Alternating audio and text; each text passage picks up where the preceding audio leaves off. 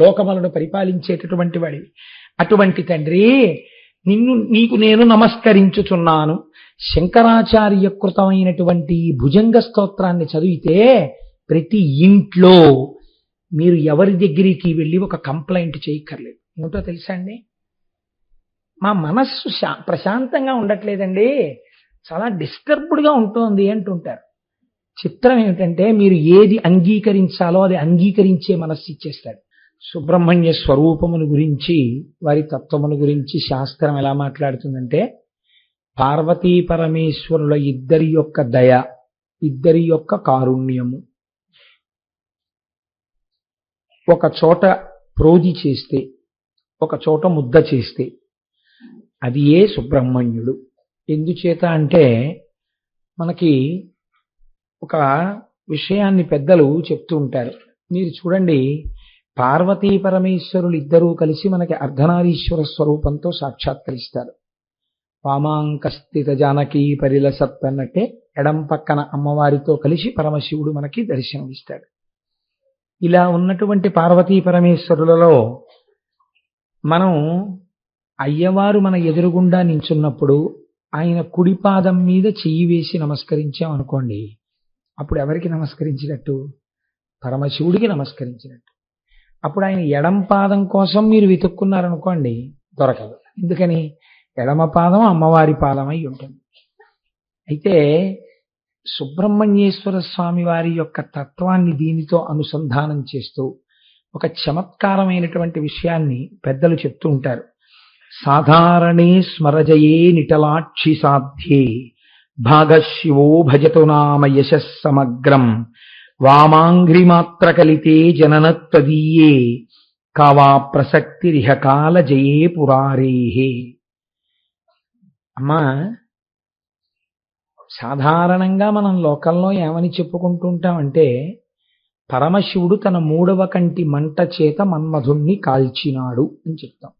అప్పుడు ఆ ప్రతిష్ట ఎవరికి ఆపాదింపబడినది?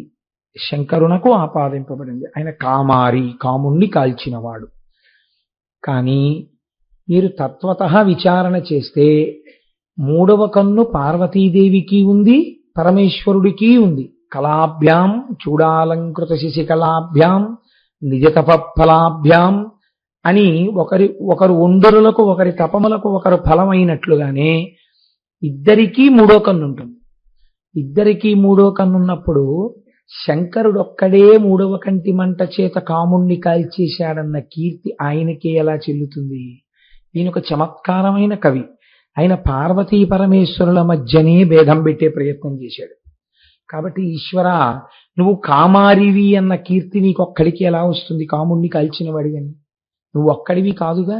మూడవ కన్ను నీది, పార్వతీదేవిది కూడా. కాబట్టి ఆవిడికి సగపాలు వెళ్ళాలి.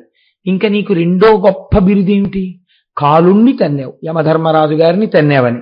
కానీ వామాంగ్రిమాత్ర కలితే జననిత్వదీయే, నువ్వు తన్నినప్పుడు ఎడమ పాదంతో తన్నావు. ఎడమ భాగం ఎవరిది? అమ్మవారిది. కాబట్టి ఇప్పుడు ఈ కీర్తి ఎవరికి వెళ్ళాలి? అమ్మవారికి వెళ్ళాలి. కాబట్టి కామారి, కాలారి ఈ రెండు బిరుదులు నిజానికి కామారి బిరుదులో సగం ఆవిడిది, కాలారి బిరుదు ఆవిడిది. కాబట్టి 1.5 పాళ్ళు కీర్తి ఆవిడిది, అరపాళ్ళు కీర్తి నీది. కానీ నీ గురించి లోకం ఏం చెప్తోంది? కామారి శంకరుడు, కాలారి శంకరుడు అంటోంది. ఇది ఎలా కుదురుతుంది? మా అమ్మకి 1.5 పాళ్ళుంటే అమాయకురాల్ని చేసి నువ్వు గుచ్చేసుకుంటావా కీర్తంతా అని అడిగాడు. అడిగి ఆయనే ఎంత పార్వతీదేవి కూడా గబుక్కుని శివుడు వంక చూసిందేమో, ఏమిటంటే ఇలాంటి పనులు చేశారా అన్నట్టుగా. ఆ కవే చమత్కారంగా అన్నారు, అశక్యమంగాం తరవద్విభక్తు అణుప్రమాణం కరూం యనంతః సామాన్యభూతం శివయోస్తదీకం సానుగ్రహం స్యాన్మయి గర్భదాసే అన్నాడు. అమ్మా ఏమో, ఈ కాలు పట్టుకున్నప్పుడు ఈవిడిది, ఈ కాలు పట్టుకున్నప్పుడు ఈయనది, మూడో కన్ను ఆవిడిది, మూడో కన్ను ఈంది, ఎడంకాలు ఆవిడిది, కుడికాలు ఈవిడిది, గొడవలు ఉన్నాయేమో. కానీ మీ ఇద్దరికీ కలిపి ఉన్నటువంటి వస్తువు అనగా విడతీసి చూడడానికి వీలు లేనిది ఏదైనా ఉన్నదా? ఉన్నది. ఏమది? మీ ఇద్దరి యొక్క మనస్సు ఒక్కటై ఉన్నది. పాదాలు విడివిడిగా కనపడతాయేమో, మూడవ కన్ను ఇద్దరికీ ఉన్నట్టు కనపడుతుందేమో, నీకో మనస్సు ఆయనకో మనస్సు లేదు, మీ ఇద్దరి మనస్సులు ఒక్కటే. మీ ఇద్దరి మనస్సులు ఒక్కటయ్యాయనడానికి ఎవరు మాకు సాక్ష్యము? సుబ్రహ్మణ్యుడే సాక్ష్యము. కాబట్టి ఏకీకృతమైనటువంటి పార్వతీ పరమేశ్వరుల యొక్క మనస్సుకు, కారుణ్యమునకు ఈ సుబ్రహ్మణ్యేశ్వర స్వామిని గుర్తుగా నేను వారికి నమస్కరించుచున్నాను. కాబట్టి ఇప్పుడు ఏమైంది? పార్వతీ పరమేశ్వరానుగ్రహమే మీ యందు ప్రసరించుచున్నది అని ఆయన అంటారు. కనుక చూడండి, ఇప్పుడు పార్వతీ పరమేశ్వరులు ఇద్దరు చాలా సంతోషించారు. తమకొక కుమారుడు కలిగాడు. ఇంత లోకపూజితుడైన వాడు సంభవించాడు. వెంటనే కైలాసం నుంచి ఒక రథాన్ని పంపి, నేను మళ్ళీ శివమహాపురాణంలోంచి అన్వయం చేస్తాను, నిన్నటి వరకు రామాయణంలోంచి అన్వయం చేశాను శ్లోకాల్ని. ఆ కుమారస్వామిని కైలాస పర్వతం మీదకి తీసుకుని వెళ్ళారు. తల్లి పార్వతీదేవి చూడగానే పరవశించిపోయింది, ఎదురొచ్చింది, కౌగిలించుకుంది, మూర్ధన్యస్థానమునందు ముద్దు పెట్టుకుంది, పైకెక్కించుకుని తన తొడ మీద కూర్చోపెట్టుకుంది, కౌగిలించుకుంది. ఆ తర్వాత శంకరుడు తీసుకుని తన కుడితో ఆయన తొడ మీద ఆయన కూర్చోపెట్టుకుని ఆయన పరవశించిపోయాడు. పరవశించిపోయి ఎంత చిత్రమైన మాట అన్నాడంటేట, మూడవ వాడికి వినపడకుండా షణ్ముఖుడి కుడి చెవు దగ్గరికి తీసుకుని ఆయుష్మాన్ భవ, ఆయుష్మాన్ భవ, ఆయుష్మాన్ భవ అని 6 మాటలు అన్నట్టు.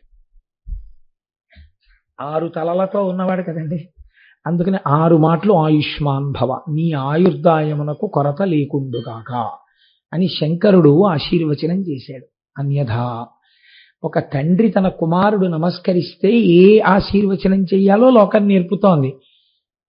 ఆయుష్మాన్ భవ అనాలి కొడుకుని. కాబట్టి తండ్రి కొడుకుని దగ్గరికి తీసుకుని అన్న మొట్టమొదటి ఆశీర్వచనం ఆయుష్మాన్ భవ. అన్న తరువాత ఇప్పుడు జరగవలసినటువంటి దేవతా కార్యం ఒకటి ఉన్నది. ఏమిటా దేవతా కార్యం? తారకాసుర సంహారం. ఇప్పుడు ఆయన యొక్క శక్తి సామాన్యం కాదు. ఆయనని ఎదిరించడానికి వీలుగా దేవతలందరూ తమ శక్తులనన్నింటినీ కుమారస్వామికి ధారపోశారు. తమ శక్తులను ఏ రూపంగా ధారపోశారు అంటేట, వాళ్ళందరూ వచ్చి వాళ్ళ దగ్గర ఏవి ప్రకాశవంతమైనటువంటివి, అత్యంత దీప్తి కలిగినటువంటివి, వాళ్ళ యొక్క సమస్తమైనటువంటి శక్తి కేంద్రీకరింపబడినవి ఉన్నాయో వాటన్నింటినీ కుమారస్వామికి బహూకరించారు. పార్వతీ పరమేశ్వరులు ఇద్దరూ కలిసి త్రిశూలము, పినాకము, పాశుపతాస్త్రము, గొడ్డలి, శక్తి అయ్యవారి చేతిలో ఉంటుంది, సుబ్రహ్మణ్యేశ్వరుడి చేతిలో పట్టుకున్నటువంటి శూలం అది అమ్మవారి యొక్క శక్తి.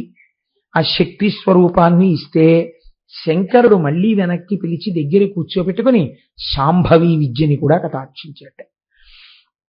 బ్రహ్మదేవుడు వేదాలనిచ్చి, యజ్ఞోపవీతమిచ్చి, గాయత్రీ మంత్రమిచ్చి, కమండలమిచ్చి, బ్రహ్మాస్త్రం ఇచ్చాడు. శ్రీ మహావిష్ణువు పిలిచి వైజయంతిమాల కంఠహారము ఇచ్చారు. దేవేంద్రుడు పిలిచి ఐరావతం ఇచ్చాడు, వజ్రాయుధం ఇచ్చాడు. వరుణుడు పిలిచి శ్వేతఛత్రం ఇచ్చాడు, ఒక రత్నములతో కూడిన మాలనిచ్చాడు. సూర్యుడు మనోవేగం కలిగినటువంటి రథాన్ని, ఒక కవచాన్ని ఇచ్చాడు. యముడు యమదండాన్ని ఇచ్చాడు. చంద్రుడు అమృత కలశాన్ని ఇచ్చాడు. అగ్ని మహాశక్తినిచ్చాడు. నిర్పతి స్వకీయాస్త్రము అనబడేటటువంటి ఒక అస్త్రాన్ని ప్రదానం చేశాడు. వాయువు వాయవ్యాస్త్రాన్ని ఇచ్చాడు. కుబేరుడు గదనిచ్చాడు. మన్మధుడు కామశాస్త్రాన్ని ఇచ్చాడు. పాలసముద్రం అమూల్యమైనటువంటి రత్నాల్ని, ఒక రత్నాలతో కూడినటువంటి అందెని బహుకరించిందిట. హిమవంతుడు తాతగారు కదండి, అమ్మవేపు తాతగారు. అయ్యవేపు తాతగారి గురించి మీరు అడక్కండి, ఎందుకు అడగకూడదో మీరు పార్వతీ కళ్యాణంలో విందురు గాని. కాబట్టి అమ్మవేపు తాతగారు హిమవంతుడు వచ్చి మనవడు కదా, అందుకని పట్టుబట్టలు ఇచ్చేట కట్టుకోమని. గరుత్మంతుడు చిత్రబర్హణుడు అనబడేటటువంటి ఒక నెమలి, ఆయన కొడుకే అంటారు, గరుత్మంతుడి కొడుకే చిత్రబర్హణుడు అని. ఆ నెమలిని ఆయనకి బహూకరించాడు. అలాగే అరుణుడు తామ్రచూడు అనబడేటటువంటి ఒక కోడి పుంజును బహూకరించాడు. అదే కుక్కుట ధ్వజం ఆయన యొక్క పతాకం మీద ఉంటుంది. పార్వతీదేవి మళ్ళీ పిలిచి ఒక గొప్ప చిరునవ్వును కానుకగా ఇచ్చిందిట. అందుకే మీకు సుబ్రహ్మణ్యేశ్వర స్వామి స్వరూపాలు ఎక్కడా కూడా ఇలా మూతి ముడుచుకుని ఉండవు, చక్క చిరునవ్వు నవ్వుతూ ఉంటాయి. అమ్మవారు చిరునవ్వుని ఇచ్చిందిట. ఎంత గొప్ప విషయం అనండి. ఈ పై కానుకలన్నీ ఇవ్వచ్చేమో కానీ చిరునవ్వుని కానుకగా ఇవ్వడం అంటే చాలా కష్టం. ఒక తల్లి నా చిరునవ్వు నువ్వు తీసుకోరా అని పిల్లాడికి ఇస్తే పిల్లాడికి ఆ చిరునవ్వు అంది వాడు అలాగే నవ్వుతూ ఉండడం చాలా అసాధారణం కదా. చిరునవ్వునిచ్చిందిట, ఐశ్వర్యం ఇచ్చింది, చిరంజీవిత్వాన్ని ఇచ్చింది. లక్ష్మీదేవి సంపదనిచ్చింది, కంఠహారాన్నిచ్చింది. సావిత్రీదేవి సకల విద్యలను కూడా ఆయనకిచ్చింది. ఇప్పుడు దేవేంద్రుడితో కలిసి దేవతలతో కలిసి ఆయన తారకాసుర సంహారానికి బయలుదేరారు. నేనైతే వ్యక్తిగతంగా ఒక మాట అనుకుంటాను, తారకాసురుడికి సుబ్రహ్మణ్యేశ్వరుడికి జరిగినటువంటి యుద్ధం గురించి ఒక గంట సేపు చెప్పవలసిన అవసరం ఉందా? ఎందుకంటే అది ఆయన పుట్టిందే ఆయన్ని చంపడానికి. మహా అయితే ఏం చేస్తాడు, కాసేపు నించుంటాడు యుద్ధంలో, ఏదో ఆస్త్రం వేస్తాడు, ఈ బాణం వేస్తాడు, కత్తి సురుతాడు, ఈ డాలెడ్డెట్టుకుంటాడు, ఆఖరికి ఏమవుతాడు, మరణిస్తాడు. అంతే కదండి. దానికి ఎందుకు ఆ యుద్ధం? దాన్ని వర్ణించడం వల్ల తత్వత మనకి కలిగేది ఏమైనా ఉంటుందా? ఏముండదు. దానికన్నా సుబ్రహ్మణ్య స్వరూపాన్ని అర్థం చేసుకుంటే మనం ఆయన యొక్క అనుగ్రహాన్ని పొందుతాం. కాబట్టి ఒక్క మాటలో తేల్చేయాలంటే దేవసైన్యంతో కూడి వెళ్ళినటువంటి వాడై దేవసేనానిగా తారకాసుర సంహారం చేసేసాడు. తారకాసురుడు సంహరింపబడ్డాడు. లోకాలన్నీ ఎంతో మురిసిపోయి సంతోషంగా తిరిగి కైలాస పర్వతాన్ని చేరుకున్నాడు. అక్కడతో తారకాసుర సంహారం అయిపోయింది. అయితే చిత్రం ఏమిటంటే పరమశివుడికి జ్యోతిర్లింగాలు ఉన్నాయి. పరమశివుడికి జ్యోతిర్లింగాలు ఉన్నప్పుడు ఒక్కొక్క చోట ఆయన ఒక్కొక్క జ్యోతిర్లింగంగా వెలయడంలో ఆయన ఒక్కొక్కసారి ఒక్కొక్క రకమైన కారుణ్యమనబడేటటువంటి విభూతిని వెలజల్లాడు. కానీ సుబ్రహ్మణ్యుడి జీవితంలో మీరు వేరు చేసి చూపించలేని విధంగా షణ్ముఖుడై 6 ముఖములున్నటువంటి సుబ్రహ్మణ్యేశ్వర స్వామికి ద్రవిడ దేశమునందు అనగా తమిళనాడులో 6 క్షేత్రములతో ఆయన జీవితంతో ఒక గమ్మత్తైన సంబంధం ఉంది. ఒక్కొక్క చోట ఆయన ఒక్కొక్కలా ఉన్నారు. ఒక్కొక్క చోట జరిగినటువంటి విశేషం శాబ్దికంగా అంటే శబ్దస్వరూపంతో ఆనాటి నుంచి ఈనాటి వరకు ఏనాటి వరకు కాపాడుతూ మీకు మాకు మనకి రక్ష ఇవ్వగలిగినటువంటి అత్యద్భుతమైనటువంటి స్తోత్రములే బయటికి వచ్చాయి. మీరు చూడండి, అలాంటి 6 క్షేత్రములలో మొట్టమొదటి క్షేత్రం తిరుప్పకుండ్రం అని పిలుస్తారు. ఇది మధురైకి దగ్గరలో ఉంది. ఇక్కడే దేవసేనతో కలిసి ఆ దేవసేన అనబడేటటువంటి ఇంద్రుని యొక్క కుమార్తెని ఇచ్చి వివాహం చేయబడినటువంటి స్థలం. అయితే దేవసేన అంత తేలిగ్గా ఏమి ఇంద్రుడు ఇచ్చేయలేదు. అసలు అది జరగడం వెనకాతల ఒక విచిత్రం ఉంది. అసలు ఆ దేవసేన ఇంద్రుడి యొక్క కుమార్తె కాదు.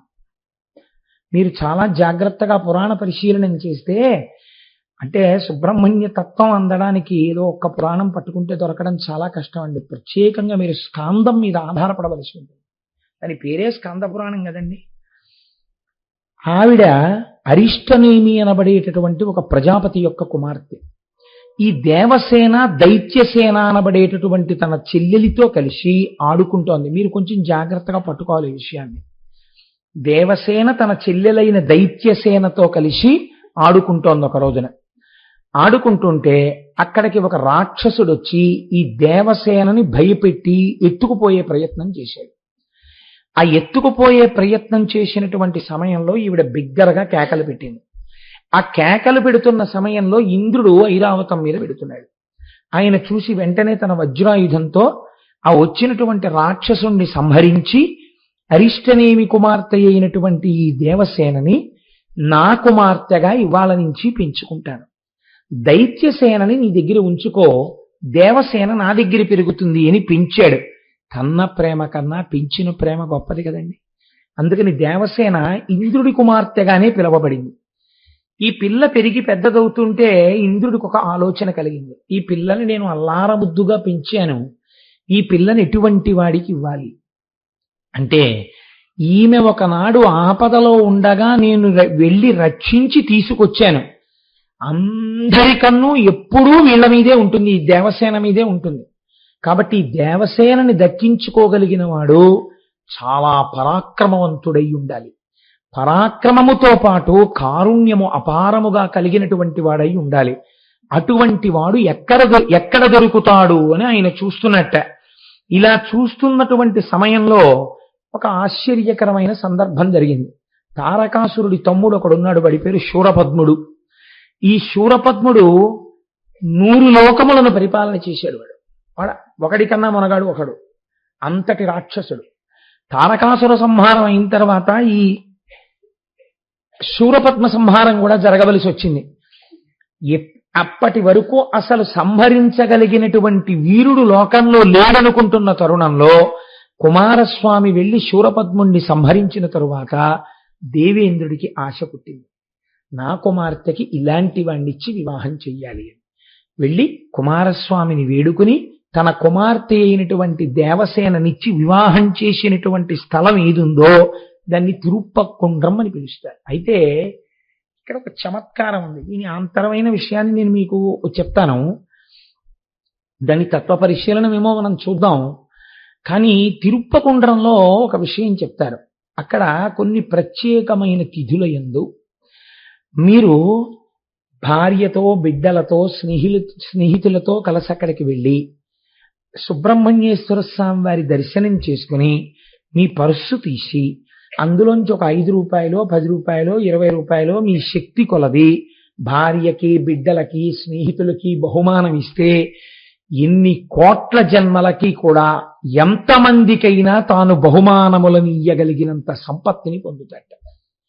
నేను ఒకానొక సందర్భంలో అనుకోకుండా క్షేత్రానికి అటువంటిప్పుడు వెళ్ళాను.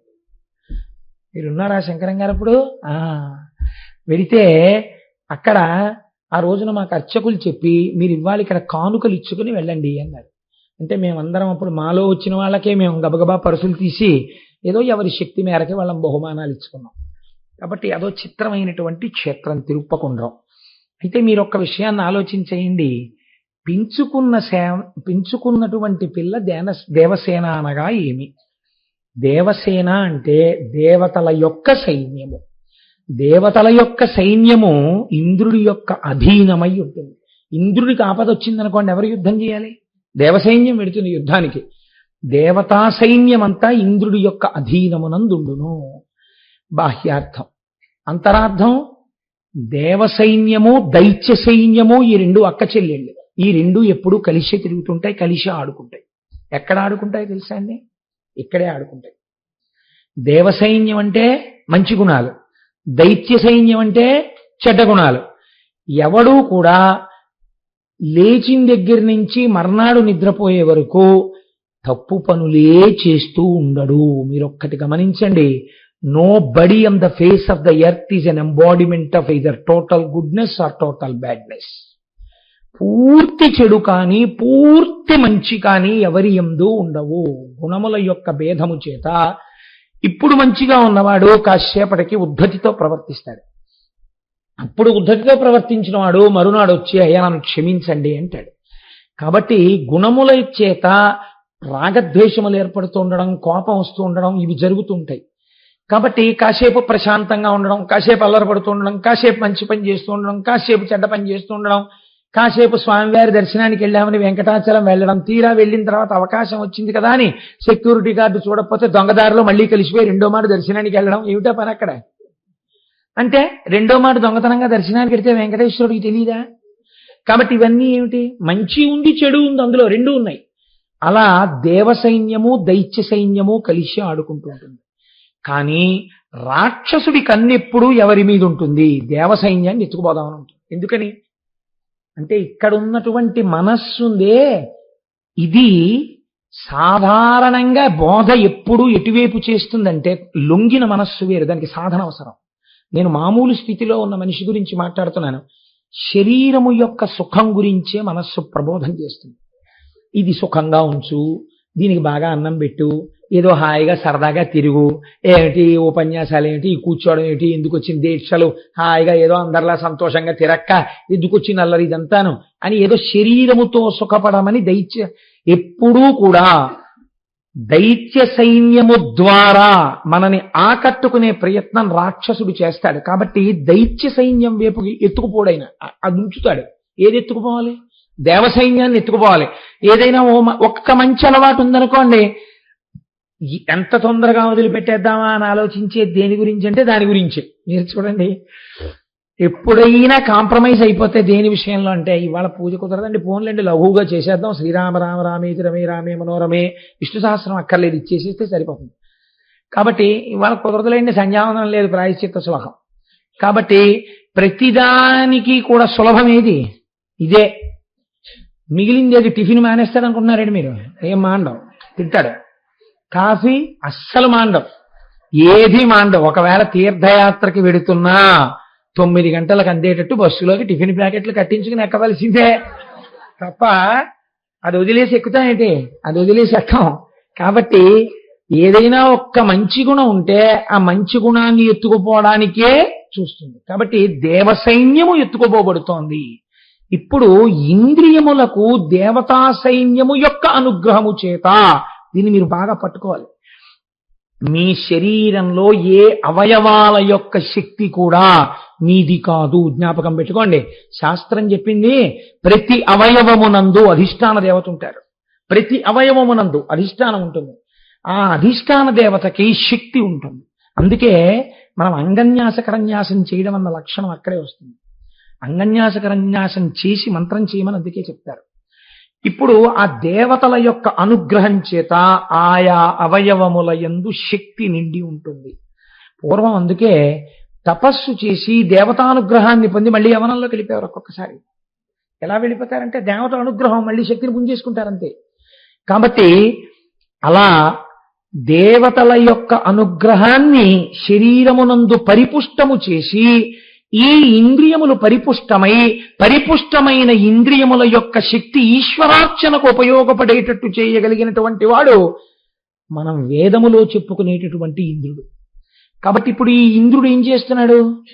రక్షించాలి దేవతా సైన్యాన్ని. కాబట్టి రక్షించి తమ పిల్లగా కాపాడుకున్నాడు. ఇప్పుడు ఈ పిల్ల ఎవరి నాయకత్వంలో ఉండాలి? ఎవడు నాయకత్వం వహించి దైత్య సైన్యాన్ని ఓడించగలడో వాడి నాయకత్వంలో ఉంచాలి, వాడికి ఇవ్వాలి ఈ పిల్లని. కాబట్టి ఇప్పుడు ఆయనకి 2 గుణములు ఉండాలి. ఏమిటి? శత్రువుల యొక్క సైన్యాన్ని ఓడించగలగాలి, దానితో పాటుగా అపారమైన కారుణ్యమున్నవాడై స్మరించినంత మాత్రం చేత భక్తులకు అనుగ్రహించగలిగిన వాడై ఉండాలి. ఈ 2 లక్షణాలు ఇంద్రుడు ఎంచుకున్నాడు.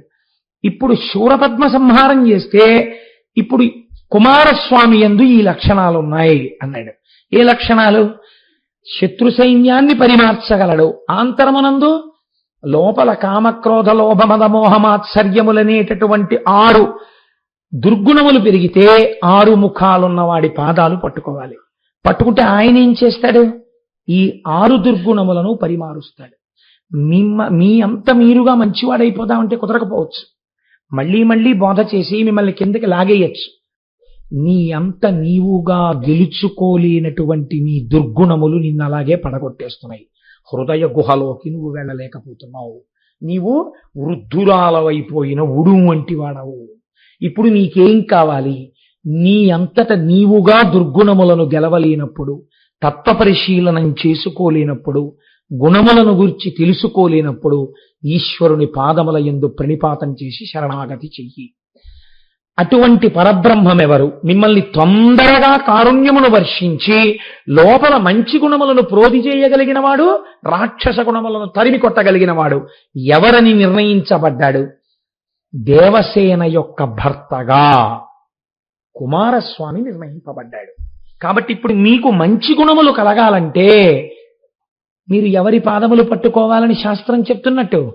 కుమారస్వామి యొక్క ఆరాధనము చేసి తీరవలే, సుబ్రహ్మణ్యానుగ్రహమును పొంది తీరవలే. కాబట్టి ఇంద్రుడు దేవసేన అనబడేటటువంటి తన కుమార్తెను మహానుభావుడైనటువంటి కుమారస్వామికిచ్చి వివాహం జరిపినటువంటి పరమ పవిత్రమైన స్థలమేదో దానికి తిరుప్పకుండ్రం అని పేరు. కాబట్టి మనం ఆ క్షేత్రాన్ని తప్పకుండా దర్శనం చెయ్యాలి. ఎందుచేత దర్శనం చెయ్యాలి అని మీరు నన్ను అడగచ్చు.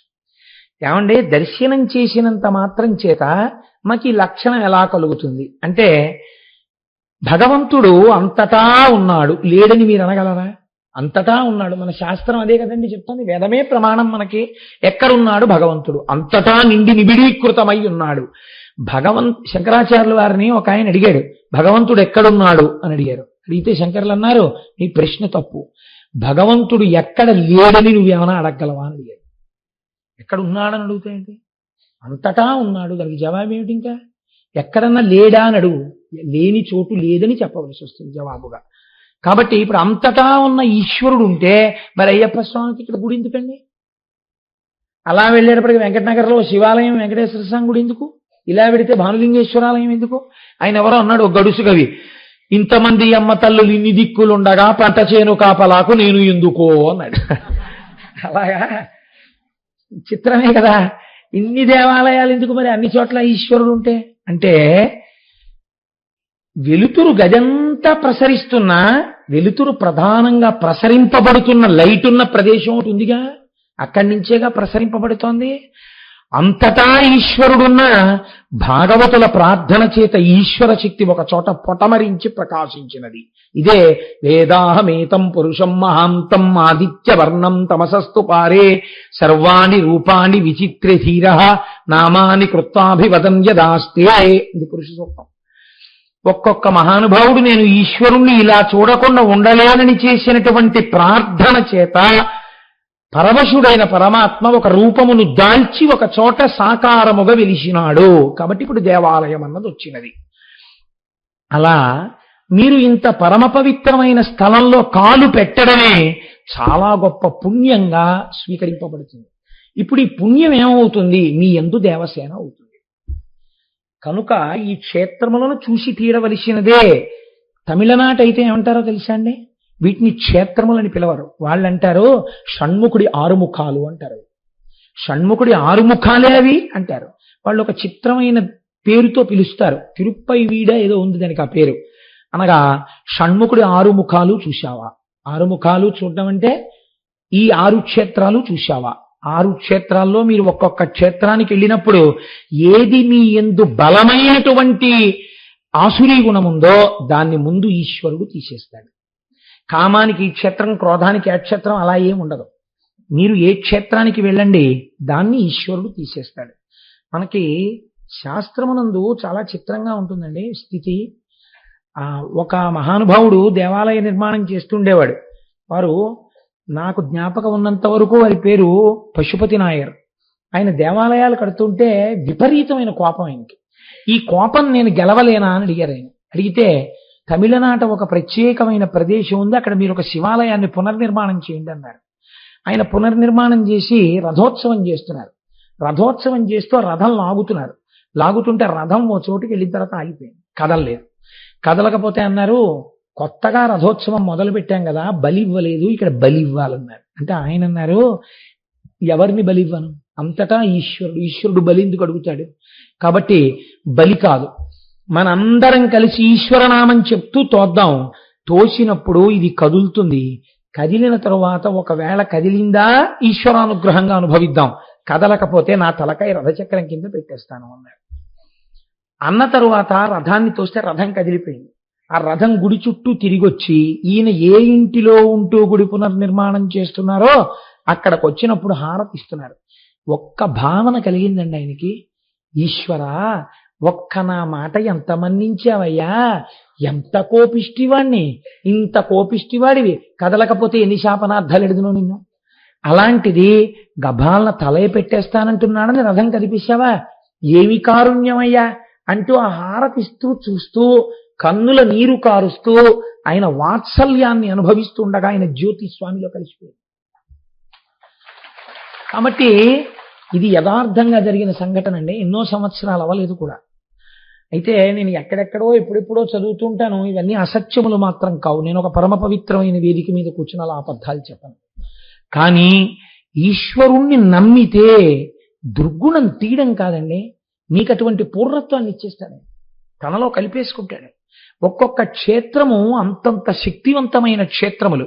కాబట్టి అది తిరుప్పకుండ్రం అంటారు. రెండవది తిరుచెందూర్. ఈ తిరుచెందూరులో ఆశ్చర్యకరమైనటువంటి సంఘటన ఒకటి జరిగింది. ఈ తిరుచెందూరు క్షేత్రంలో సముద్రపుటొడ్డున కొండ మీద సుబ్రహ్మణ్యేశ్వర స్వామి వెలిసి ఉన్నారు. అబ్బో ఏమి విభూత్యాభిషేకం చేస్తారో చెప్పలేను. అక్కడ అంత విభూత్యాభిషేకం చేయడం వెనకాతల కూడా ఒక రహస్యం ఉంది. ఈ క్షేత్రం సముద్రము పక్కన ఉన్నటువంటి కొండ మీద ఉండడంలో ఆదిశంకరాచార్యుల వారు ఒకసారి దర్శనానికి వెళ్ళారు ఈ క్షేత్రానికి. సుబ్రహ్మణ్య తత్వాన్నంతటినీ ఆవిష్కరించారు ఆయన ఆ వెళ్ళినప్పుడే. ఈయన లోపలికి వెళ్ళి సుబ్రహ్మణ్యేశ్వర స్వామి వారి యొక్క దర్శనం చేయలేదు, ఇంకా చెయ్యకుండా బయట కూర్చున్నారు. ఇది నిజంగానండి ప్రతి ఇంట్లోనూ చదవవలసినటువంటి స్తోత్రం. ఎందుకని నేను ఈ మాట చెప్తున్నానో తెలుసా అండి? మనని, మన వంశాన్ని వెన్నంటి వేధించేసే పాపాలు కొన్ని ఉన్నాయి. అలాంటి పాపాలలో ఒక పాపం నాగదోషం. ఇలాంటివి జరగకుండా రక్షణ కలగాలంటే ఒక్కొక్క చోట మీరు చెయ్యక్కర్లేదు ఆ దోషం. వంశంలో ఎక్కడో జరుగుతుంది ఒక పెద్ద పొరపాటు. ఆ పొరపాటుకి అంత పెద్ద తప్పుకి శిక్ష ఏం వేస్తారంటే కుష్ఠరోగం ఇస్తారు. అది వంశానుగతంగా వచ్చేస్తుంది. వచ్చేసి వాళ్ళ వంశంలో కుష్ఠరోగం ఉందండి అని పిల్లనివ్వడానికి కూడా భయపడతారు. ఒక్కొక్కరింట్లో మూర్ఛ వ్యాధి ఉంటుంది. ఆ మూర్ఛ వంశానుగతంగా వచ్చేస్తుంది. కొంతమందికి చూడండి చెప్తుంటారు, ఆస్తమా అండి మాకు తాతగారికి ఉంది, తండ్రి గారికి ఉంది, నాకుంది అంటారు. ఇది ఊపిరితిత్తుల సంబంధం. నేను ఎవరిని తక్కువ చేసి మాట్లాడటలేదు. ఒక్కొక్కరికి బిడ్డలు కలగారు, ఒక్కొక్కరికి బిడ్డలు కలుగుతారు, కానీ తల్లిదండ్రుల ముందే ఆ బిడ్డలు వెళ్ళిపోతారు. కొంతమందికి అంగవైకల్యంతో ఉన్న పిల్లలు కలుగుతారు. ఇలాంటి వాటికి వంశంలో ఆ పైన ఎక్కడో దోషం ఉంది, దాన్ని అందులో పుట్టినందుకు ఈ పిల్లలు అనుభవించవలసి వస్తుంది. కాబట్టి ఇప్పుడు ఈ పాపం క్షయం కావాలి. అటువంటి పాపాలని క్షయం చెయ్యడానికి సుబ్రహ్మణ్య శక్తి ఎంత గొప్పదో చెప్పారు శంకరాచార్యులు వారు ఆ క్షేత్రంలోనే కూర్చొని. అక్కడ ఒక ఆశ్చర్యకరమైన సంఘటన జరిగింది తిరుచెందూరులో. ఏమిటో తెలుసా అంటే ఆ సంఘటన, మహానుభావులు శంకర భగవత్పాదులు అక్కడ కూర్చుని సుబ్రహ్మణ్య భుజంగం చేశారు. అయితే యథార్థానికి నేను ఈ సుబ్రహ్మణ్య భుజంగ స్తోత్రానికి వ్యాఖ్యానం చేయవలసిన పరిస్థితిని, అటువంటి అనుగ్రహాన్ని సుబ్రహ్మణ్యుడు కటాక్షిస్తే నేను కనీసం ఇంకొక 10 రోజులు సుబ్రహ్మణ్యుడి గురించి చెప్పవలసి వస్తుంది. కానీ తప్పట్లు కొట్టండి, నేను రేపు వల్లీ కళ్యాణం చెప్పాలి. ఎందుకంటే మనం కళ్యాణం చేసేస్తాం. కాబట్టి నేను ఇవాళ ఎంత బలహీనతకి లోనయ్యానంటే ఈ భుజంగం అంతా రాస్తే నేను బలహీనతకి లోనైపోతాను. కాబట్టి కొద్ది శ్లోకములను మాత్రమే సభలో విజ్ఞాపన చేసి దాని వైభవాన్ని మాత్రమే ఒక్కసారి చెప్తాం. ప్రతి ఇంటిలో అది ఎందుకు చదువుకోవాలని శంకరాచార్యులు వారే చెప్పారో తెలుస్తుంది. అక్కడ జరిగిన విచిత్రం ఏమిటో తెలుసా అండి? శంకరాచార్యులు వారు వెళ్ళి ధ్యానమునందు కూర్చున్నారు. వారు లోపలికి వెళ్ళి చూడలేరు సుబ్రహ్మణ్యేశ్వర స్వామిని. కూర్చుని అంతర్ముఖులయ్యారు. అంతర్ముఖులై నోటితో ఇంకా పైకి పలకట్లేదు ఆయన. ధ్యానంలో ఉన్నవారు పైకి ఎలా పలుకుతారండి? కుదరదు. ఆయన నోటి వెంట ఇంకా అది శాబ్దికంగా పైకి రాలేదు ఆ స్తోత్రం. ఆయన కూర్చుని మొట్టమొదట వినాయకుడిని ప్రార్థన చేసి సుబ్రహ్మణ్యుడిని ఉద్దేశించి అన్నారు, నజానామి పద్యం నజానామి గద్యం నజానామి శబ్దం నజానామి చత్తం చిదేకాశడాస్యా హృది ద్యోతతే మే ముఖా నిశ్చరంతే గిరిశ్చాపి చిత్రం అన్నారు.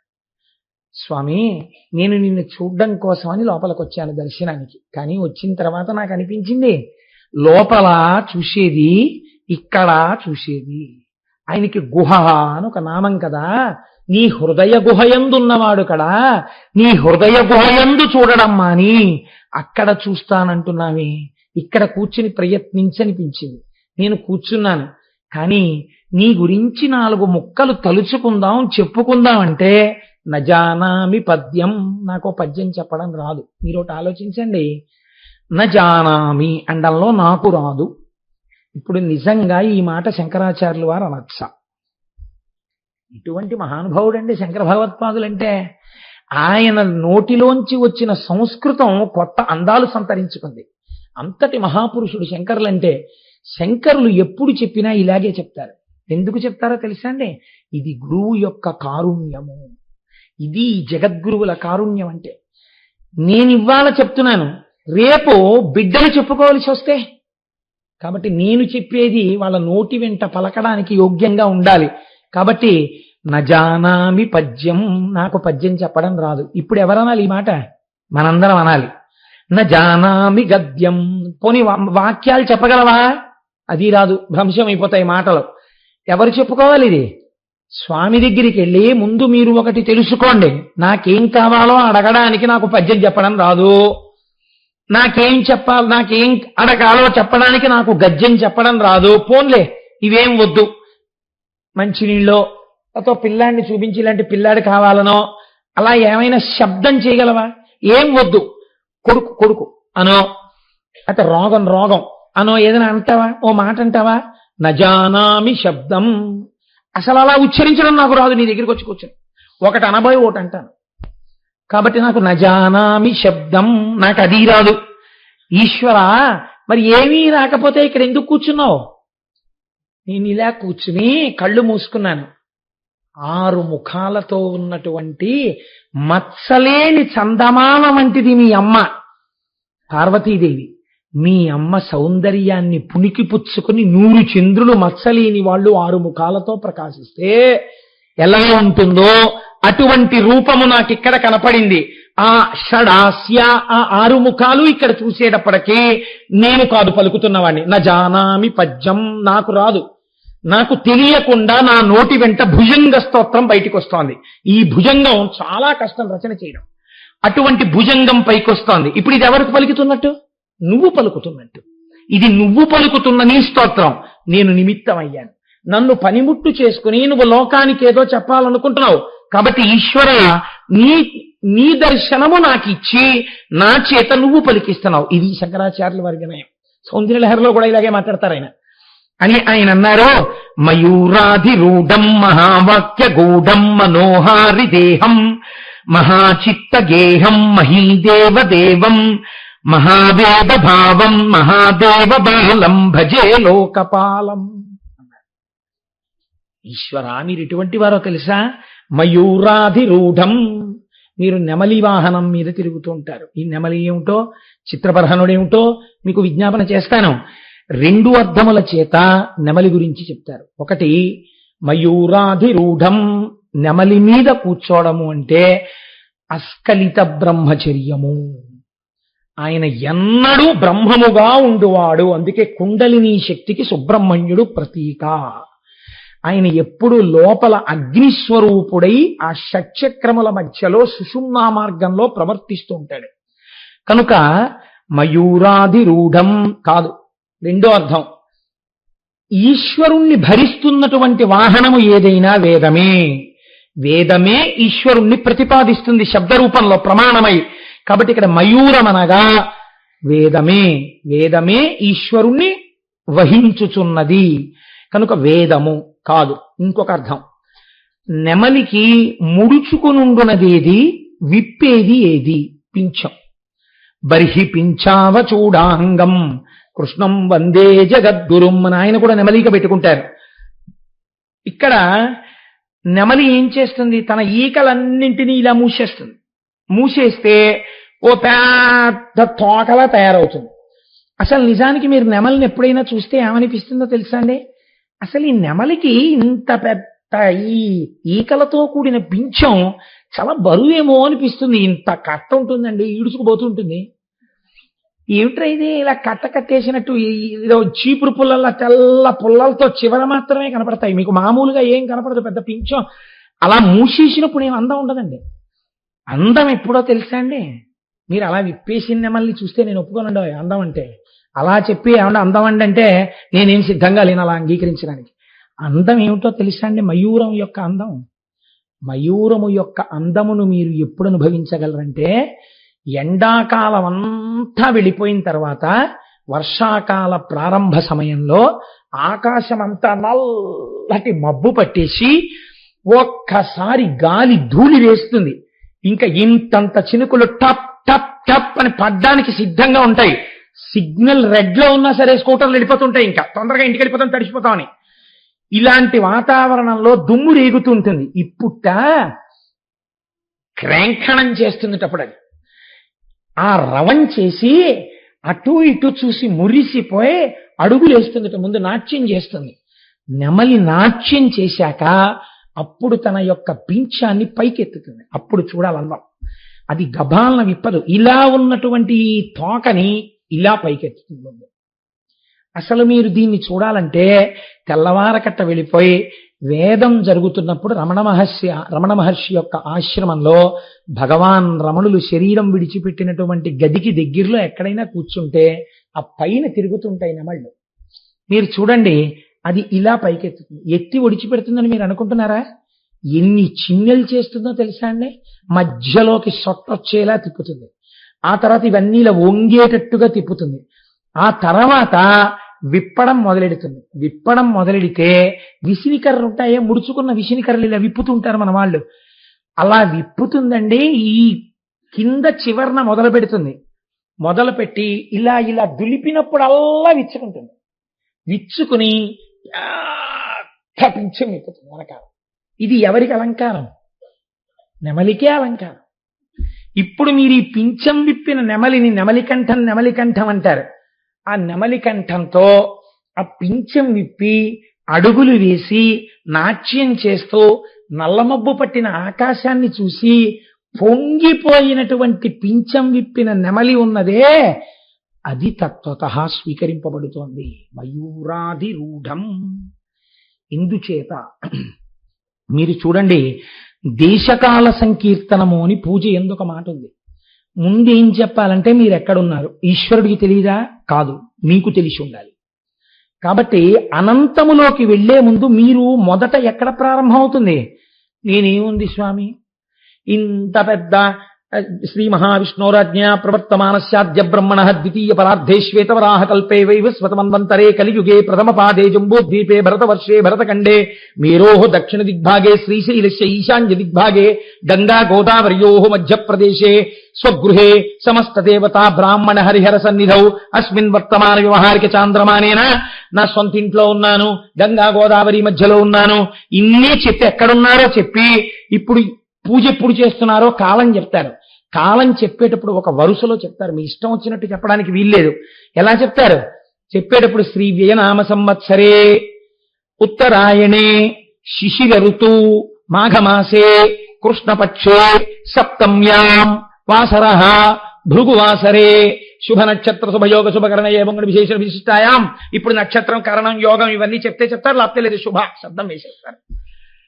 6గా 7 దాన్ని విడదీస్తారు. ఎలా? ముందు సంవత్సరంగా చెప్తారు. వ్యయనామ సంవత్సరే. వ్యయనామ సంవత్సరం ఎన్నింటితో కలిస్తే కూడిక? 2 ఆయనములు కలిస్తే. ఏమిటి ఆయనములు? ఉత్తరాయణము, దక్షిణాయనము. ఈ ఉత్తరాయణంలో మళ్ళీ ఎన్ని నెలలు ఉన్నాయి? 12 నెలలు ఉన్నాయి. 12 నెలలలో ప్రతి నెలలోనూ ఒక్కొక్క సగం సగం ఏమిటి? శుక్లపక్షం, కృష్ణపక్షం. మళ్ళీ శుక్లపక్షం, కృష్ణపక్షంలో ఒకే తిథులు మారుతాయి. మారిన రోజుకొక పేరుంది. ఆ పేరు రోజుకున్నటువంటి పేరు చెప్తారు. ఇప్పుడు మీరు ఉన్నటువంటి క్షణం ఏది ఉన్నదో అది చిట్ట చివరికి ప్రమాణముగా మీకు కనపడేది కంటికి ఎదురుగుండా ఏది? సంవత్సరముగా ప్రారంభమవుతుంది కదండి. వ్యయనామ సంవత్సరే ఒక పేరుతో ఒక సంవత్సరం. ఇప్పుడు అది తర్వాత ఎన్ని చిన్నెలు పొందింది? మారి ఉత్తరాయణం, దక్షిణాయనం అయిపోయింది, కృష్ణపక్షం, శుక్లపక్షం అయిపోయింది, నెలలు అయిపోయింది, నెలలలో మళ్ళీ పక్షాలు అయిపోయింది, పక్షాల్లోంచి తిథులు అయిపోయింది, తిథుల్లోంచి వారం వచ్చేసింది, వారంలో బలానా, కరణంలో బలానా, సమయంలో బలానా, యోగంలో నేను ఈ పూజ చేయించున్నాను అయిపోయింది. ఇదంతా కలిపి కట్టకడితే ఏమిటి? కాలమే. విప్పితే ఏమిటి? రకరకాలైన పరిధులు వచ్చాయి. అదే నెమలి యొక్క పింఛము. ఇప్పుడు ఈ నెమలి ఇలా విప్పితే ఈ కాలము మీకు బాగా దేని వలన తెలుస్తూ ఉంటుంది? 6 ఋతువుల వలన తెలుస్తూ ఉంటుంది. మీరు చూడండి, ఇప్పుడు ఉదాహరణకి వసంత ఋతువు వచ్చిందనుకోండి. అబ్బా, వసంత ఋతువు వచ్చేసింది, వైశాఖ మాసం వస్తుంది, శంకరాచార్యుల వారి యొక్క జయంతి వస్తుంది అని మనం పొంగిపోతాం. వసంత ఋతువులో లోకమంతా చాలా హాయిగా ఉంటుందని ప్రసిద్ధి. ఇప్పుడు అలా ఉండట్లేదు అనుకోండి. వసంత ఋతువు తర్వాత గ్రీష్మ ఋతువు, హోరెత్తిపోతాయి ఎండలు. గ్రీష్మ ఋతువు దాటిందనుకోండి, అమ్మ బాబోయ్ ఏమిటో ఈ ఎండలు, ఏమిటో ఈ ఎండలు, ఏమిటో ఈ ఎండలని. ఎప్పుడు వెళ్ళిపోతుందో గ్రీష్మ ఋతువు, ఎప్పుడు వెళ్ళిపోతుందో గ్రీష్మ ఋతువు. గ్రీష్మ ఋతువు ఎప్పుడు వెళ్ళిపోతుంది? ఆ నెలలు వెళ్ళాలి, ఆ పక్షాలు వెళ్ళాలి. ఇప్పుడు గ్రీష్మ ఋతువు వెళ్ళిపోయింది, ఏమిటి వస్తుంది? వర్ష ఋతువు. వర్షాలు పడతాయి. వర్ష ఋతువు అయిపోయిన తర్వాత ఏమొస్తుంది? మళ్ళీ అక్కడ హేమంత ఋతువు వస్తుంది. శరదృతువు వస్తుంది. శరదృతువు వస్తే పండు వెన్నెల కాస్తుంది. మళ్ళీ మనందరం ఇక్కడ కూర్చుని అమ్మవారిని అక్కడ కూర్చోబెట్టి పూజలు మొదలు పెడతాం. శరదృతువు అయిపోతుంది, హేమంత ఋతువు వస్తుంది. హేమంత ఋతువు వచ్చేటప్పటికి విశేషమైనటువంటి మంచు పడుతూ ఉంటుంది. ఆర్ద్ర నక్షత్రంలో శివాభిషేకాలు చెయ్యాలి అని శాస్త్రం. తిరువెంబావై చదువుతూ, సరే తిరుప్పావై చేస్తుంటాం అనుకోండి. కాబట్టి ఇప్పుడు ఈ హేమంత ఋతువు నడుస్తోంది. హేమంత ఋతువు అయిపోయిన తర్వాత ఏమొస్తుంది? శిశిర ఋతువు వస్తుంది. చెట్లు ఆకులు రాల్చేస్తాయి. ఈ శిశిర ఋతువు అయిపోతే మళ్ళీ వసంత ఋతువు వస్తుంది. కదిలిపోతున్న కాలము మీకు దేనిగా తెలియబడుతోంది? మీ దేహమునకు కలిగేటటువంటి సుఖదుఖముల రూపంలో, మారుతున్న ఋతువుల రూపంలో తెలుస్తోంది. ఈ తెలియబడే 6 ఋతువులే సుబ్రహ్మణ్యుడి యొక్క 6 ముఖాలు. ఇప్పుడు ఆయన కూర్చున్న కాలమే నెమలి. దాని కాళ్ల కింద ఒక పాము పడుంటుంది. ఏమిటా పాము? పాము మృత్యువునకు సంకేతము. పాము చూసింది అనుకోండి, నిద్ర పట్టదు. ఇంకా ఎందుకు పట్టదు? మృత్యువుతో సమానం, మృత్యువే. ఇప్పుడు ఇటువంటి పాము ఎక్కడ పడిపోయింది? నెమలి కాళ్ల కింద పడిపోయింది. నెమలి ఆజన్మ శత్రుత్వం. ఎవరిని చంపేస్తుంది? పావును చంపేస్తుంది. అంటే కాలమునందు పుట్టి కాలమునందు నశించిపోకుండా కాలాతీతమైన స్థితిని, మోక్షాన్ని పొందాలంటే నెమలి మీద కూర్చున్న వాడి పాదాలు పట్టుకోవాలి. కాబట్టి ఇప్పుడు ఎవరి పాదాలు పట్టుకోవాలి? సుబ్రహ్మణ్యుడి పాదాలు పట్టుకోవాలి. ఆయన పరబ్రహ్మము కనుక ఆత్మావై పుత్రనామాసి, తండ్రికి కొడుక్కి అభేదం. కాబట్టి ఇప్పుడు పరమశివుడికి సుబ్రహ్మణ్యుడికి భేదమున్నదా? తత్వతః ఉండదు, బ్రహ్మమే అయి ఉంటారు. కాబట్టి ఇప్పుడు ఈ తత్వము ఆవిష్కరింపబడడం మయూరాభిరూఢం మహావాక్య గూఢం. మహావాక్యములని మనకున్నాయి, తత్వమసి మొదలైనవి. ఇవి ఇక్కడే ఇప్పుడే ఈశ్వరుడవై ఉన్నావు అని చెప్తుంటాయి. మీరు ఆయనని తెలుసుకుంటే మీరు ఆయన అవుతారు. కాబట్టి మహావాక్య రూఢం మనోహారి దేహం. ముందు భక్తి ప్రారంభం అవ్వాలి. చూడగానే ఆ మూర్తిని మనసు పొంగిపోవాలి. అంతటి అందగారైనటువంటి పురుష స్వరూపం సుబ్రహ్మణ్య స్వరూపం. కాబట్టి మనోహారి దేహం మహాచిత్త గేహం. ఇక్కడే ఉంటాడు స్వామి. మహాదేవ దేవం మహీదేవ దేవం. మహాదేవుడు అంటే పరమేశ్వరుడు. ఈ లోకమునందు వెలిసినటువంటి దేవాదిదేవుడవు. మహావేద భావం, వేదముల చేత ప్రతిపాదింపబడినటువంటి జ్ఞానమువి. మహాదేవ బాలం, మహాదేవుని యొక్క కుమారుడవు. భజే లోకపాలం, లోకములను పరిపాలించేటటువంటి వాడివి. అటువంటి తండ్రి నీకు నేను నమస్కరించుచున్నాను. శంకరాచార్య కృతమైనటువంటి భుజంగ స్తోత్రాన్ని చదివితే ప్రతి ఇంట్లో మీరు ఎవరి దగ్గరికి వెళ్ళి ఒక కంప్లైంట్ చేయక్కర్లేదు. ఏమిటో తెలుసా అండి? మా మనస్సు ప్రశాంతంగా ఉండట్లేదండి, చాలా డిస్టర్బ్డ్గా ఉంటుంది అంటుంటారు. చిత్రం ఏమిటంటే మీరు ఏది అంగీకరించాలో అది అంగీకరించే మనస్సు ఇచ్చేస్తాడు. ఒక వృద్ధాప్యం వచ్చేసింది అనుకోండి, 80 ఏళ్ళు. 80 ఏళ్ళు వచ్చిన తర్వాత నాకు అదేంటి నవకాయ పిండి వంటలతో భోజనం చేసేస్తే జీర్ణం అయిపోవాలంటే అని కోరుకోకూడదు. అప్పుడు ఏ జ్ఞానం కలుగుతుందంటే 80 ఏళ్ళకి ఇంకా ఎందుకు జీర్ణం అవుతుంది? శరీరం పెద్దదైపోతుంది కాబట్టి చక్కగా సాత్వికమైన ఆహారం తీసుకుందాం అన్న భావం కలుగుతుంది. ఇప్పుడు మీ మనస్సుకు పట్టిన మాలిన్యం వదిలిపోయిందా లేదా? దాన్ని మీరు ఆ కోణంలో అర్థం చేసుకోవాలి. అంతేగాని అలా స్తోత్రం చేసేస్తే అండి నేను నవకాయ పిండి వంటలతో రోజు తినేయగలనా, లేకపోతే తరవాణి అన్నం తినేసినా అరిగిపోతుందా, ఇలాంటి ప్రశ్నలు అడగకూడదు. కాబట్టి ఇప్పుడు ఏమైంది? యథాభ్యస్తరంగాలయం యాంతి తుంగా తథైవ పదసన్నిధౌ సేవ్యమానే ఇతీవోర్ని పంక్తి నృణాం దర్శయంతం సదా భావహేహుత్సరోజే గుహంతం. శంకర్లు అంటున్నారు, స్వామి కింద సముద్రం ఉందే ఈ తిరుచెందూరులో, ఈ సముద్ర కెరటములు సముద్రంలోంచి బయలుదేరుతాయి. బయలుదేరిన ఈ కెరటం విరిగిపోయి కూడా ప్రయాణం చేస్తుంది. ప్రయాణించిన కెరటమునకు ఆ ప్రయాణము అంతమైపోయి మళ్ళీ సముద్రంలోకి వెళ్ళి ప్రశాంతపడిపోయేది ఎప్పుడు? సముద్రపు టొడ్డు తగిలినప్పుడు. ఆ ఒడ్డునున్న కొండ మీద ఉన్నదెవరు? నువ్వు. సముద్రములో పుట్టిన కెరటము సముద్రములో పెరిగి సముద్రములో విరిగి భూమి వరకు వచ్చి ఒడ్డుకు తగిలి సముద్రంలోకి వెళ్ళిపోయినప్పుడు తాను మళ్ళీ సముద్రమై ప్రశాంతపడినట్టు తిరుచెందూరులో నిన్ను చూసి నిన్ను స్తోత్రం చేసిన వాడికి మనస్సులో ఏ అలజడులున్నాయో అవి ఒడ్డుకి చేరినట్టే సముద్రపు గాంభీర్యమును పొందుతాడు కానీ ఇంకా మళ్ళీ మనస్సులో అలజడిగా ఉందన్నమాట వాడి నోటి వెంట రాదు. అంతటి శక్తి తిరుచెందూరు క్షేత్రమునకు ఉన్నది. చిత్రం ఏమిటో తెలుసా అండి, శంకరాచార్యుల వారి జీవితంలో ఎన్నడూ జరగనటువంటి సంఘటన ఒకటి జరిగింది. ఆయన ఆత్మలింగాల ఇది తీసుకొచ్చారు, ఈ జాతికి సౌందర్య లహరిని ఇచ్చారు, ఈ జాతికి ప్రస్థానత్రయానికి వ్యాఖ్యానం ఇచ్చారు. ఆయన చెయ్యని స్తోత్రం లేదు, ఆయన వెయ్యని చక్రం లేదు. అంతటి మహాపురుషుడు సుబ్రహ్మణ్యుణ్ణి కౌగిలించుకుని ఈ శ్లోకం చెప్పాలా? ఏమిటా శ్లోకం? అహం సర్వదా దుఃఖ భారావసన్నో. స్వామి, నేను చాలా దుఃఖ భారంతో బడలిపోయాను. ఆయన సుబ్రహ్మణ్యుడు కౌగిలించుకోనే శంకరాచార్యుల వారి మనస్సులో కదిలిన భావన ఏమిటో తెలుసా అండి? నన్ను కౌగిలించుకున్నాడు, నేను ఈ ఆనందం పొందేస్తాను. నేను ఎప్పుడూ సంతోషంతో ఉండేవాడిని అహం బ్రహ్మాస్మి స్థాయిలో. కానీ లోకమంతా సంసారంలో ఉన్న వాళ్ళు అనేక బాధలతో ఉన్నారు, దుఃఖాల్లో ఉన్నారు. వాళ్ళ బాధలు పోయేటట్టుగా నా ఒడిలో కూర్చుని నన్ను గట్టిగా కౌగిలించుకున్నటువంటి సుబ్రహ్మణ్యుడు ఆయన ఇలా కౌగిలించుకుంటే ఆయన చెవి ఎక్కడికి వస్తుందండి? కౌగిలించుకున్నప్పుడు ఇలా భుజం మీదకి తలపెట్టి కౌగిలించుకుంటే సుబ్రహ్మణ్యుడి చెవు శంకరుల నోటి దగ్గరికి వచ్చింది. ఆయన చెవులో లోకం మాట నేను వెయ్యాలి, వేస్తే ఆయన గుర్తు పెట్టుకుని వీళ్ళందరినీ కాపాడాలి నా తండ్రి.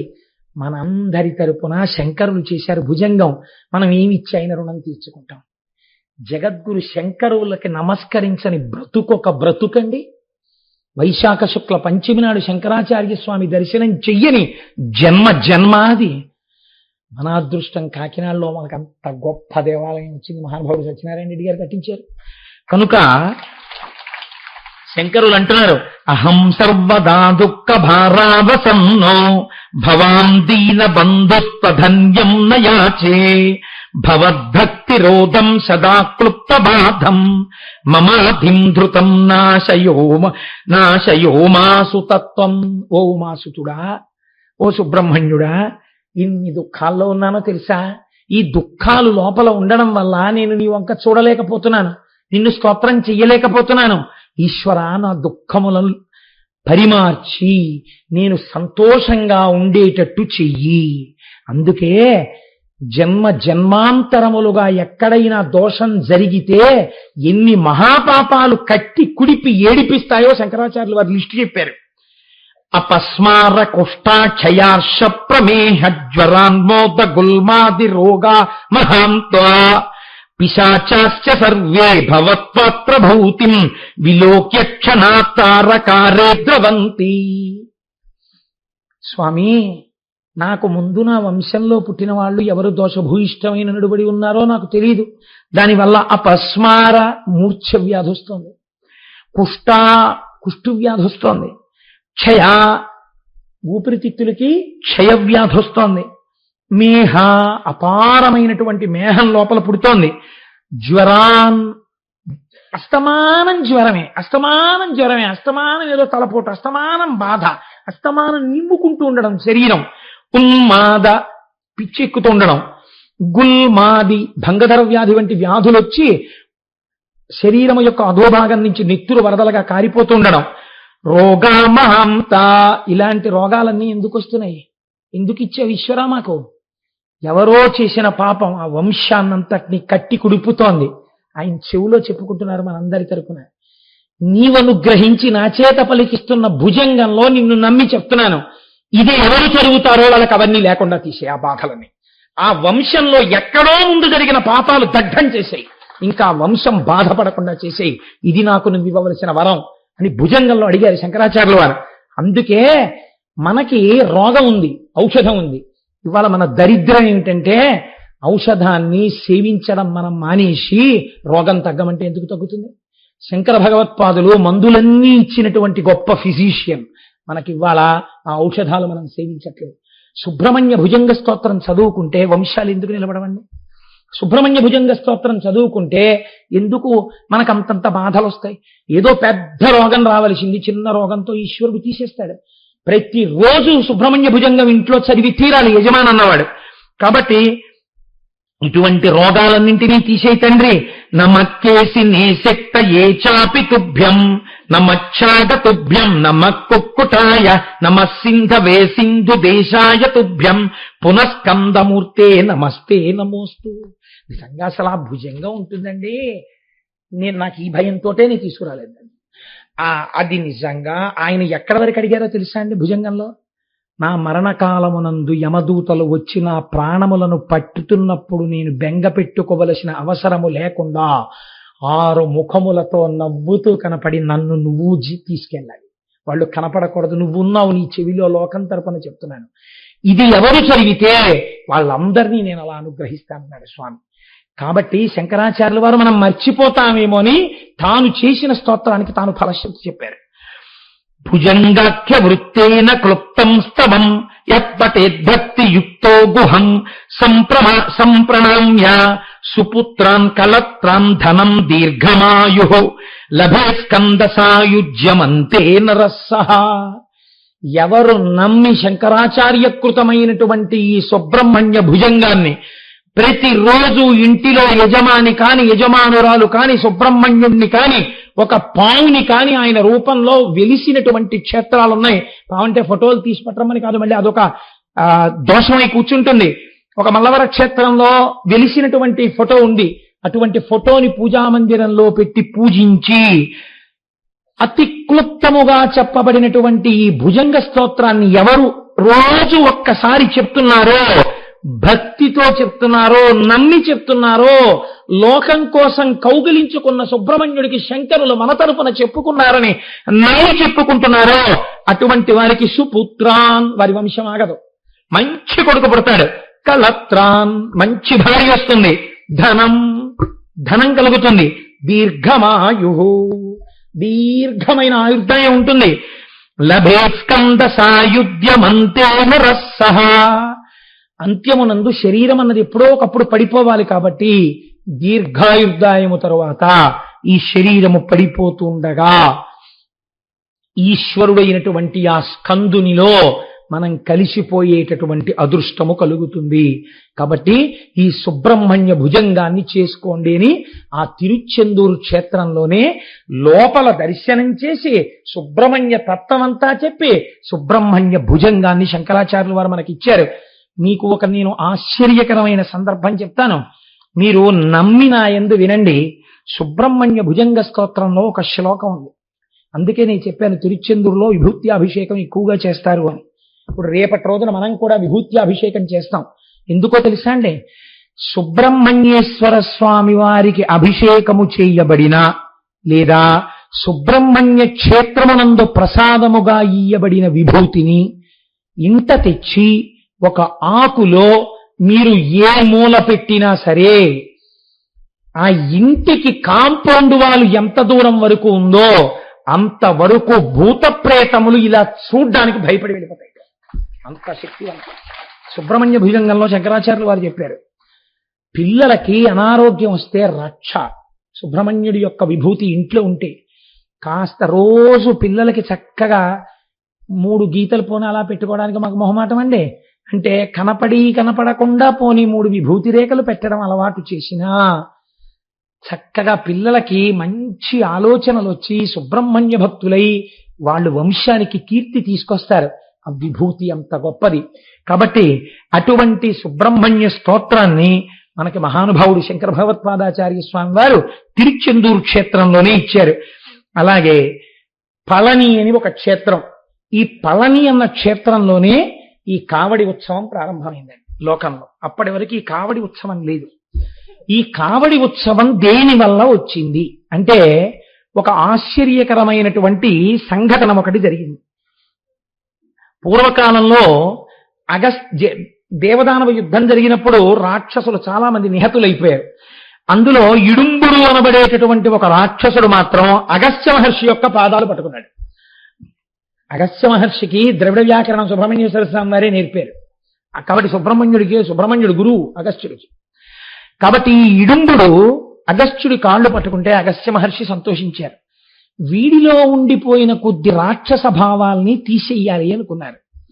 సాధారణంగా ఏం చేస్తారంటే తన వల్ల కాని పని ఎవరికి అప్పచెప్తారండి? తన గురువుకి అప్పచెప్తారు. గురువుగారి దగ్గరికి ఒకసారి పంపిస్తే గురువుగారు ఏం చేస్తారు? వీడిలో ఉన్న ఈ మిగిలిన మాలిన్యం కూడా తీసేస్తారు. ఇప్పుడు ఈయన్ని చంపేయడం కాదు, బాగు చెయ్యాలి. కాబట్టి అగస్త్యుడు ఏం ఆలోచించాడంటే, వీడిలో ఇంకా కొద్దిగా ఆసురీ ప్రవృత్తి ఉంది, నా దగ్గర ఉన్న మారట్లేదు. లోకములన్నిటికీ గురు పరంపర ఎక్కడ ప్రారంభం? సదాశివ సమారంభాం శంకరాచార్య మధ్యమాం. కాబట్టి శంకరుడి దగ్గరికి పంపుతాను అని, ఒరే నువ్వు ఒక్కసారి ఆ కైలాస పర్వతం దగ్గరికి వెళ్ళు. అక్కడ శివగిరి సత్యగిరి అనబడేటటువంటి 2 కొండలు ఉన్నాయి. దాన్ని శక్తిగిరి అని కూడా అంటూ ఉంటారు. ఆ 2 కొండలు నేను కైలాసం నుంచి వచ్చినప్పుడు తీసుకొద్దాం అనుకున్నాను, కానీ కుదరలేదు. నువ్వు ఒక కావిడి పట్టుకెళ్ళి ఈ 2 కొండల్ని 2 కావిడి తట్టల్లో పెట్టుకుని నువ్వు తీసుకుని రారా నేనున్న చోటికి అన్నారు. ఈయన వెళ్ళాడు, ఒంట్లో బలం ఉంది కదా, ఆ చిన్న చిన్న కొండల్ని తీసి కావిడిలో పట్టుకుని మోసుకొచ్చేస్తున్నాడు. ఇప్పుడు మధ్యలో ఉన్నాళ్లే, మా అబ్బాయి చాలి విషయం చూడడానికి వాడు నేర్పేస్తాడు అనుకున్నాడు శంకరుడు.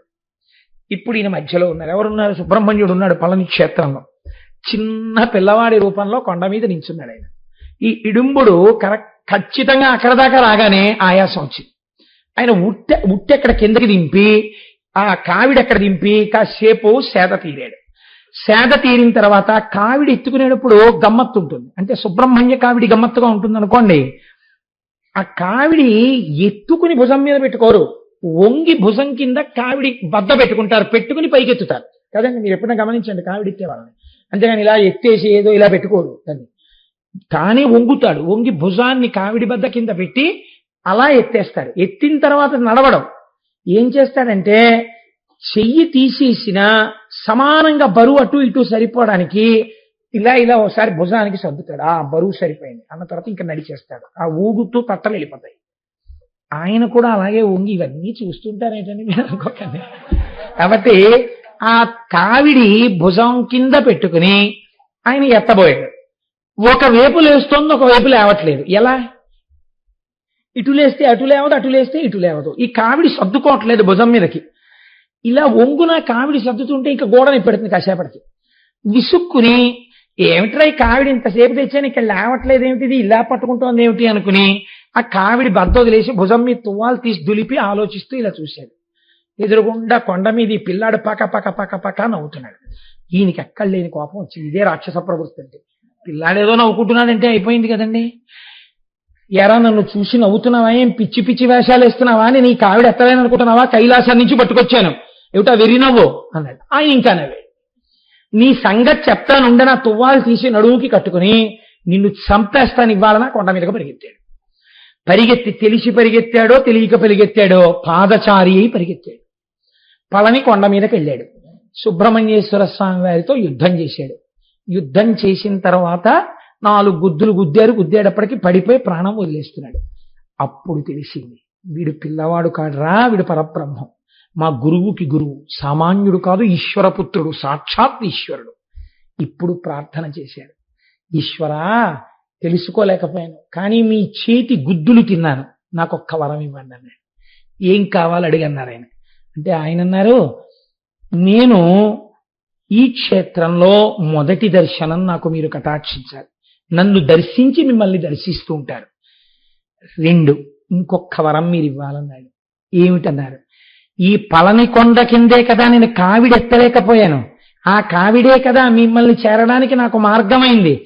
ఇక ముందు లోకంలో ఎవరైనా సరే సుబ్రహ్మణ్యుణ్ణి ఏ ఆరాధన చేయకపోయినా ఒక్కసారి కావిడి పాలతో, పెరుగుతో, విభూతితో, పువ్వులతో, తేనెతో, నేతితో భుజం మీద పెట్టుకుని మేము సుబ్రహ్మణ్యుడి దగ్గరికి వెళ్ళిపోతున్నామని పాదచారులై చెప్పులు విప్పి ఆ కావిడి పట్టుకుని నీ గుడికొస్తే, అటువంటి వాళ్ళు సుబ్రహ్మణ్యారాధన శాస్త్రంలో ఎన్ని రకాలుగా చెయ్యాలని చెప్పబడిందో అంత ఆరాధన చేసేసిన ఫలితం వాళ్ళకి ఇచ్చేసేయాలన్నాడు. తప్పకుండా ఇచ్చేశానన్నాడు. అప్పటి నుంచి ఇప్పటి వరకు కావిళ్ళెత్తి తమిళ దేశం వాళ్ళు సుబ్రహ్మణ్యుణ్ణి తమ దైవం చేసేసుకున్నారు. రేపు సూర్యాస్తమయం అవనివ్వండి, ఎల్లుండి మనం స్వామిని తెచ్చేసుకుంటాం. కాబట్టి 200 కావిళ్ళు మనం ఎత్తేస్తాం ఎల్లుండి. కావిడికి అంత శక్తి రావడానికి కారణం అది సుబ్రహ్మణ్యుడు ఇచ్చినటువంటి వరం. కాబట్టి 6 క్షేత్రములలో పళని జ్ఞానమును కటాక్షిస్తుంది. జ్ఞానమీయగలిగిన క్షేత్రము, పళని కావిడి ఉత్సవము ప్రారంభమైన క్షేత్రము. అబ్బో, స్వామిమలై అని వేరొక క్షేత్రం, అది తంజావూరుకి దగ్గరలో ఉంది. ఈ స్వామిమలై అసలు స్వామి అన్న మాట అమరకోశం ప్రకారం ఒక్క సుబ్రహ్మణ్యుడిదేనండి. ఎందుచేతనంటే దేవసేనాపతి శూర స్వామి గజముఖానుజ అని స్వామి అన్న మాట సుబ్రహ్మణ్యుడిది. ఆ తర్వాత మిగిలినటువంటి స్వరూపాలు కూడా తీసుకున్నాయి. అయితే దానికి ఏం పెద్ద దోషం పట్టక్కర్లేదు. అన్ని సుబ్రహ్మణ్య స్వరూపాలే అనుకున్నప్పుడు మీకు వచ్చిన ఇబ్బంది ఏముంది? వెంకటేశ్వర స్వామి, నరసింహస్వామి, పరమేశ్వర స్వామి, సుబ్రహ్మణ్యేశ్వర స్వామి, అన్ని ఆ స్వామి. కాబట్టి ఆ సుబ్రహ్మణ్యేశ్వర స్వామి అని పిలవక్కర్లా. స్వామి అంటే అది సుబ్రహ్మణ్యుడికి చెందుతుంది ఆ నామం అని చెప్పింది అమరకోశం. ఇటువంటి మహానుభావుడు స్వామిమలైలో వెలిసి ఉన్నాడు. ఈ స్వామిమలైలో చిత్రం ఏమిటో తెలుసా అండి? ఈయన చిత్రమైన పనులు కొన్ని చేశాడు. ఒకానొకప్పుడు స్వామి కైలాసంలో ఉండగా చతుర్ముఖ బ్రహ్మగారు వచ్చారు. 4 ముఖాలతో వేదం చెప్తుంటావు కదా, బ్రహ్మమనగా నేమి అని అడిగారు ఆయన. అంటే ఆయన అన్నారు, బ్రహ్మమనగా నేనే అన్నారు. అంటే ఆయన వెంటనే ఏం చేశాడంటే, వేదాలు చెప్తున్నావు కానీ నీకు బ్రహ్మమర్థము కాలేదు అని తీసుకెళ్లి కారాగారంలో పారేశారు. పారేస్తే శంకరుడు వచ్చి, తప్పు కదా, చతుర్ముఖ బ్రహ్మగారిని లోపల పారేస్తావా? ఇది సుబ్రహ్మణ్య భుజంగంలో కూడా ఉందండి, బ్రహ్మని అధిక్షేపించిన వాడా అని. జ్ఞానమునందు దోషం ఉండొచ్చు కించిత్, అంత మాత్రం చేత అలా చేయకూడదు కదా, విడిచిపుచ్చు అన్నారు. వెంటనే విడిచిపెట్టి, నా వలన మహాపరాధం జరిగింది, నేను ఎంత మీ కుమారుడనైనా చతుర్ముఖ బ్రహ్మగారిని నేను అలా అవమానించకూడదు, ఆయనకి చేసిన అవమానానికి నేను ప్రాయశ్చిత్తం పొందుతానని సర్పరూపి అయి వచ్చి పడుకున్నారు. పడుకుంటే ఆయన్ని పిల్లలు పెద్దలు అందరూ రాళ్లతో కొట్టేవారు. ఆ దెబ్బలు తింటూ అలా పడున్నారు సర్పరూపంలో. ఆ రూపంలో పడి ఉంటే పార్వతీదేవికి తెలిసి షష్ఠీవ్రతం చేయించింది. అందుకే షష్ఠీవ్రతం చేస్తే సుబ్రహ్మణ్యానుగ్రహం కలుగుతుంది. షష్ఠీవ్రతం చేయిస్తే మళ్ళీ నా పాపం పోయిందని ఆయన మళ్ళీ వచ్చి తేజోమూర్తిగా సుబ్రహ్మణ్యుడిగా కూర్చున్నారని. 3 ఒకానొక సమయంలో శంకరుడికి ప్రణవానికి సంబంధించినటువంటి ఉపదేశం చేశారు స్వామిగా. ఇది చిత్రంగా ఉంటుంది. శంకరుడు సమస్త జ్ఞానమునకు ఆలవాలము. అటువంటి వాడికి కొడుకు ఉపదేశం చేయడం ఏమిటండి? దాన్ని మీరు కొంచెం జాగ్రత్తగా అర్థం చేసుకోవాలి. ఉదాహరణకి నేను ఎప్పుడో నాకు తెలుసున్న 2 ముక్కలు ఉపన్యాసం చెప్తున్నాను అనుకోండి. నేను చదువుకున్న దానికన్నా తెలుగు కానీ సంస్కృతం కానీ ఓ పుస్తకం కానీ పురాణం కానీ మా అబ్బాయికి ప్రవేశం లేకుండా ఏ ఇంజనీరింగో చదువుకుంటున్నాడు అనుకోండి. ఒకానొక నాడు అనుకోకుండా నేను మాట్లాడుతున్నప్పుడు వాడు నాతో మాట్లాడుతూ ఇంట్లో, నాన్నగారండి నేను ఎన్నోసార్లు మీరు రామాయణం చెప్తున్నప్పుడు లంక యొక్క రాజద్వారము వద్ద లంకయే నిలబడి ఉంటుంది, లంకిని అంటుంటాం కదండి, అన్నదానికి మీరు ఇలా సమన్వయం చేసి చెప్తూ ఉంటారు కదా సాధారణంగా. దానికన్నా మీరు ఆలోచించండి, ఇలా చెప్తే ఇంకా బాగుంటుంది కదా అని అన్నాడు అనుకోండి. నేను ఆశ్చర్యపోయి, ఉరేసం నాకు ఇలాంటి ఆలోచన రాలేదు ఎప్పుడు. ఓ సుబ్రహ్మణ్యం గారే వచ్చారు సభకి, కాబట్టి నీకు ఇటువంటి ఆలోచన ఎలా వచ్చిందిరా, చాలా గొప్పగా చెప్పావు ఈ అర్థాన్ని. ఇది నిజంగా నీవు నాకన్నా ఈ విషయంలో ఎక్కువే ఆలోచించి చెప్పావు, నాకన్నా నువ్వే తెలివైన వాడివి, నీ దగ్గర నేను ఈ విషయం తెలుసుకుని సభలో చెప్తాను రేపటి నుంచి అన్నాడు అనుకోండి.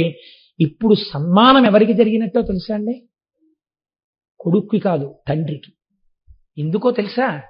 మహాజ్ఞాని అయిన తండ్రి, లోకమునకంతటికీ బోధ చేసే తండ్రి ఓడిపోవడం అంటూ జరిగితే ఎక్కడ ఓడిపోవాలనుకుంటాడంటే కొడుకు చేతిలో ఓడిపోవాలనుకుంటాడు. కొడుకు చేతిలో ఓడిపోయాడు అనుకోండి, పుత్రాదిచ్చేత్ పరాజయం. కొడుకు చేతిలో ఓడిపోతే కుంగిపోతాట, అబ్బా నాకన్నా ప్రాజ్ఞుడయ్యాడురా కొడుకు అని.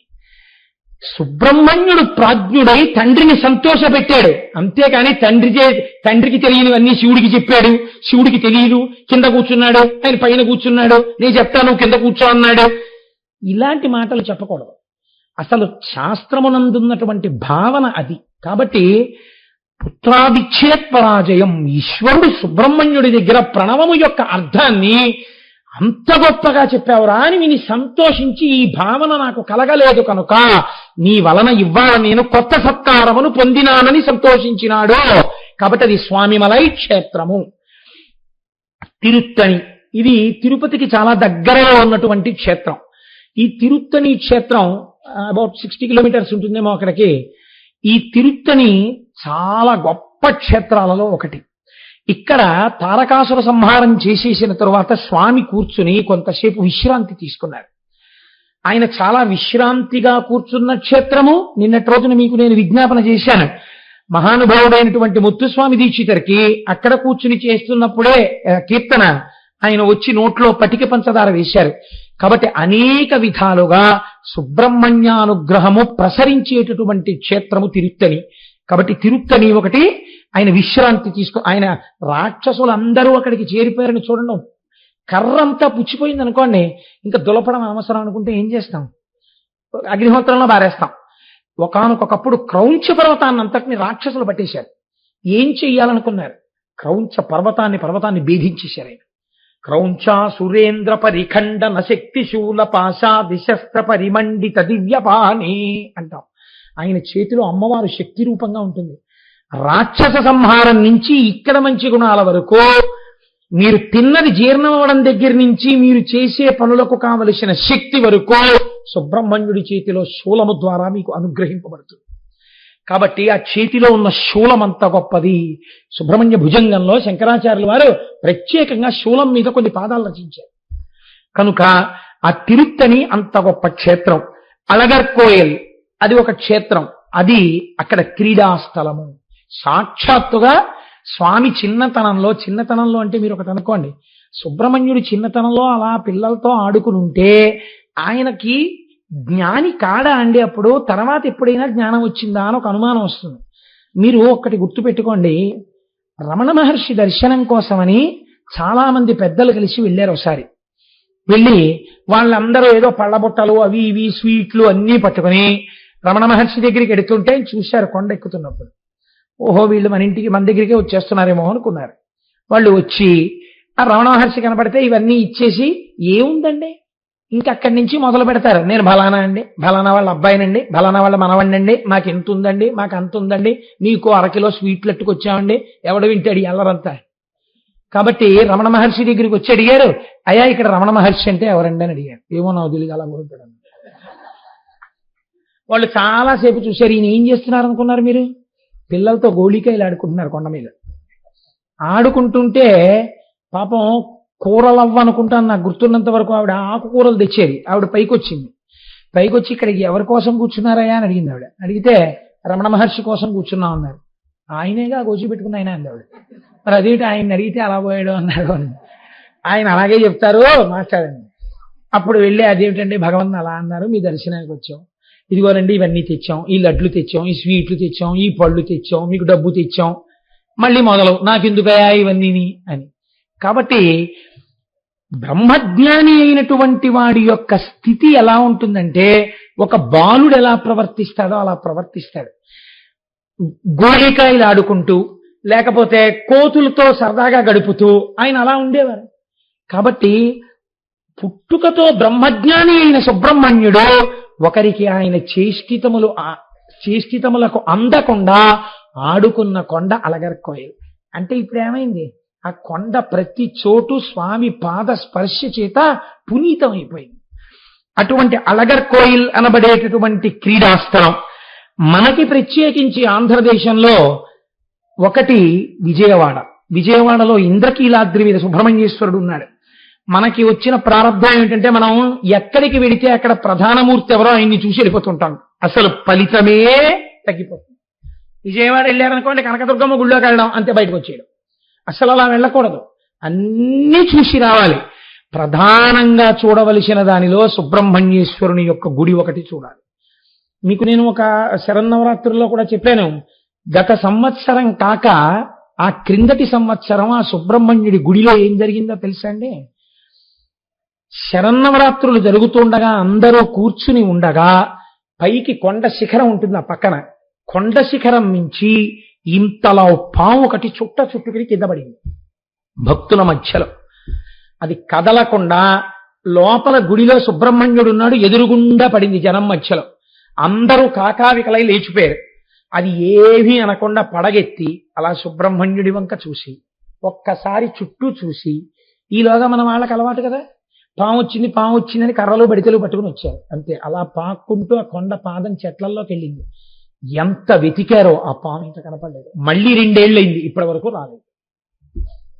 కాబట్టి ఇంద్రకీలాద్రి మీద వెలిసినటువంటి సుబ్రహ్మణ్య క్షేత్రము చాలా శక్తివంతము అని మనకి శాస్త్రం చెప్తోంది. మనకి చాలా దగ్గరలో ఉన్న వాటిలో పరమ పావనమైన సుబ్రహ్మణ్య క్షేత్రము బిక్కవోలు.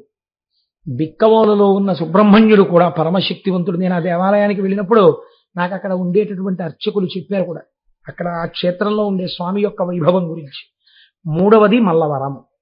ఇక్కడే మన చేబ్రోల్ దగ్గర నుంచి వెడుతుంటే ఉంటుంది ఇప్పటికీ అక్కడ పెద్ద సర్పం ఒకటి దర్శనమిచ్చి ఎదురుగుండా ఉన్న కోనేటిలో స్నానం చేసి వచ్చి శివలింగాన్ని చుట్టుకునేది.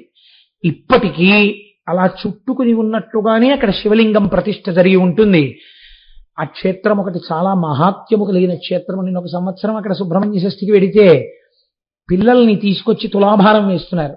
ఈ క్షేత్రంలో పిల్లలు లేని వాళ్ళు సుబ్రహ్మణ్య షష్ఠి నాడు వెనకాతల పందిట్లో పడుకుంటారండి. కొంచెం కునుకు పట్టాక లేపుతాం. సంతానం కలగకుండా ప్రతిబంధకములుంటే ఆ కునుకు పట్టినప్పుడు తొలగిపోతాయి. పిల్లలు పుట్టరన్న వాళ్ళకి పిల్లలు పుడితే ఈ సంవత్సరం వాళ్ళు పిల్లల్ని తులాభారం వేయడానికి తీసుకొచ్చారు అని ఈ సభలో ఉన్నారో లేదో నాకు తెలియదు, కానీ ఆర్యరావు గారు నాకు చెప్పారు కూడా ఆ మల్లవర క్షేత్రంలో. కాబట్టి పరమ ప్రఖ్యాతమైనటువంటి సుబ్రహ్మణ్య క్షేత్రములలో ఆ మల్లవరం ఒకటి. ఇలా ఎన్నో చోట్ల మనకి మహానుభావుడు ఆయన వెలిసి కనపడుతుంటారు. చిత్రం ఏమిటో తెలుసా అండి, ఈ సుబ్రహ్మణ్యుడు అవతారములను స్వీకరించారు. ఇందులో చాలా ప్రధానమైన అవతారములు, ఒకటి కుమారిల భట్టు, 2వ ఆయన జ్ఞాన సంబంధర్. జ్ఞాన సంబంధర్ గురించి నేను రేపు స్పృశిస్తాను, ఇవాళ కుదరదు. కుమారిల భట్టు చాలా ఆశ్చర్యకరమైనది. ఒకానొక సమయంలో భారతదేశాన్నంతటినీ కూడా బౌద్ధ మతం వ్యాప్తి చెందింది. బౌద్ధ మత వ్యాప్తి గురించి ఆందోళన చెందడం సనాతన ధర్మంలో దేని కొరకు అంటే, బౌద్ధము వేదాన్ని అంగీకరించింది. వేదము ప్రమాణము కాదు అంటే నాస్తికుడు అని పిలుస్తారు. వేదం అంగీకరించనిది, వేదము యొక్క ప్రమాణమును అంగీకరించనిది నాస్తికం అవుతుంది. బౌద్ధం వైపుకు వెళ్ళిపోతే నాస్తికులైపోతారని నాస్తిక మతాన్ని ఖండించి తిరిగి ప్రజలలో కర్మ యొక్క నియతిని ఏర్పరిచి మళ్ళీ అందరినీ వేద మార్గంలో నడిపించడం కోసమని సుబ్రహ్మణ్యేశ్వర స్వామి వారు కుమారిల భట్టుగా వెలిశారు. ఆయన ప్రయాగ క్షేత్రంలో పుట్టారు. ఏదైనా తెలుసుకోకుండా ఖండిస్తే దాని వలన మర్యాద ఉండదు, బాగా తెలుసుకుని ఖండించాలి. అందుకని వారు ఒక బౌద్ధారామమునందు చేరారు. అది 7 అంతస్తుల ప్రాకారం కలిగినటువంటి ఆరామం. అక్కడ అనేక మంది బౌద్ధులు ఉండేవారు. వాళ్ళు వేదము కాని, యజ్ఞము కాని, యాగము కాని, ప్రార్థన కాని, స్తోత్రం కాని ఇవి వాళ్ళు అంగీకరించారు. అక్కడ కూర్చుని గురువు గారి దగ్గర ఆయన వింటున్నారు. సనాతన ధర్మాన్ని ఖండించినటువంటివి వినపడినప్పుడల్లా, వాటి గురించి చెప్పినప్పుడల్లా ఈయన ఏడుస్తూ ఉండేవారు కుమారిల భట్టు. ఏడుస్తుంటే గురువులు అడిగారు, ఎందుకు ఏడుస్తున్నావు అని అడిగారు. అడిగితే ఆయన అన్నారు, ఎంత గొప్పగా ఖండించారు సనాతన ధర్మంలో విషయాలని అని సంతోషంతో ఆనంద భాష్పాలు కారుస్తున్నాను అని అబద్ధం చెప్పారు. ఎందుకని? అసలు ఆ మతంలో ఉన్నదేదో తెలుసుకుంటే తప్ప ఖండించడం కుదరదు. పూర్వం అంటే అటువంటి కర్మనిష్ట ఉండేది.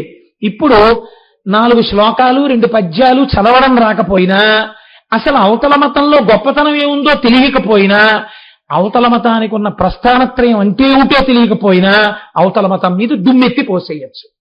అంతటి హీన స్థితికి వాళ్ళ మనం దిగజారిపోయాం, కలియుగం కదా కాబట్టి. కానీ కుమారిల భట్ అటువంటి వారు కారు. వారు తెలుసుకుని ఖండించాలనుకున్నారు. ఏది చెడో దాన్ని మాత్రమే ఖండించాలనుకున్నారు అని గురువు గారి దగ్గర వారు నేర్చుకున్నారు. బాగా నేర్చుకున్న తర్వాత శిష్యులు గురువులు కనిపెట్టారు, ఈయన బౌద్ధుడు కాడు, ఈయన బ్రాహ్మణుడు, ఈయన సనాతన ధర్మమునందు మక్కువ ఉన్నవాడు, వేదమంటే చాలా ప్రీతి కలిగినవాడు, ఈయన కేవలం మన మతం గురించి తెలుసుకోవడానికి మనలో చేరాడు. కాబట్టి ఇవ్వాలో రేపో కుశాగ్ర బుద్ధి కనుక మనతో వాదనకి దిగుతాడు. అప్పుడు మనం ఈయన్ని తట్టుకోవడం కష్టం. కాబట్టి ఆయన ఈ స్థితిని పొందకముందే ఈయన్ని చంపేస్తే గొడవ వదిలిపోతుంది అనుకున్నాడు. మాటలలో పెట్టి మాట్లాడుతూ 7వ అంతస్తుకి తీసుకెళ్లారు. తీసుకెళ్లి ఒక కిటికీ దగ్గర నిలబెట్టి ఆయనతో మాట్లాడుతూ, మిగిలిన వారు వెనక నుంచి వచ్చి ఆ 2 కాళ్ళు ఎత్తేసి ఆయన్ని పైనుంచి కిందకి తోసేశారు. తోసేస్తే కుమారిల భట్టు ఆ 7వ అంతస్తు నుంచి కింద పడిపోతున్నారు. కింద పడిపోతూ ఆయన ఒక శ్లోకం చెప్పారు.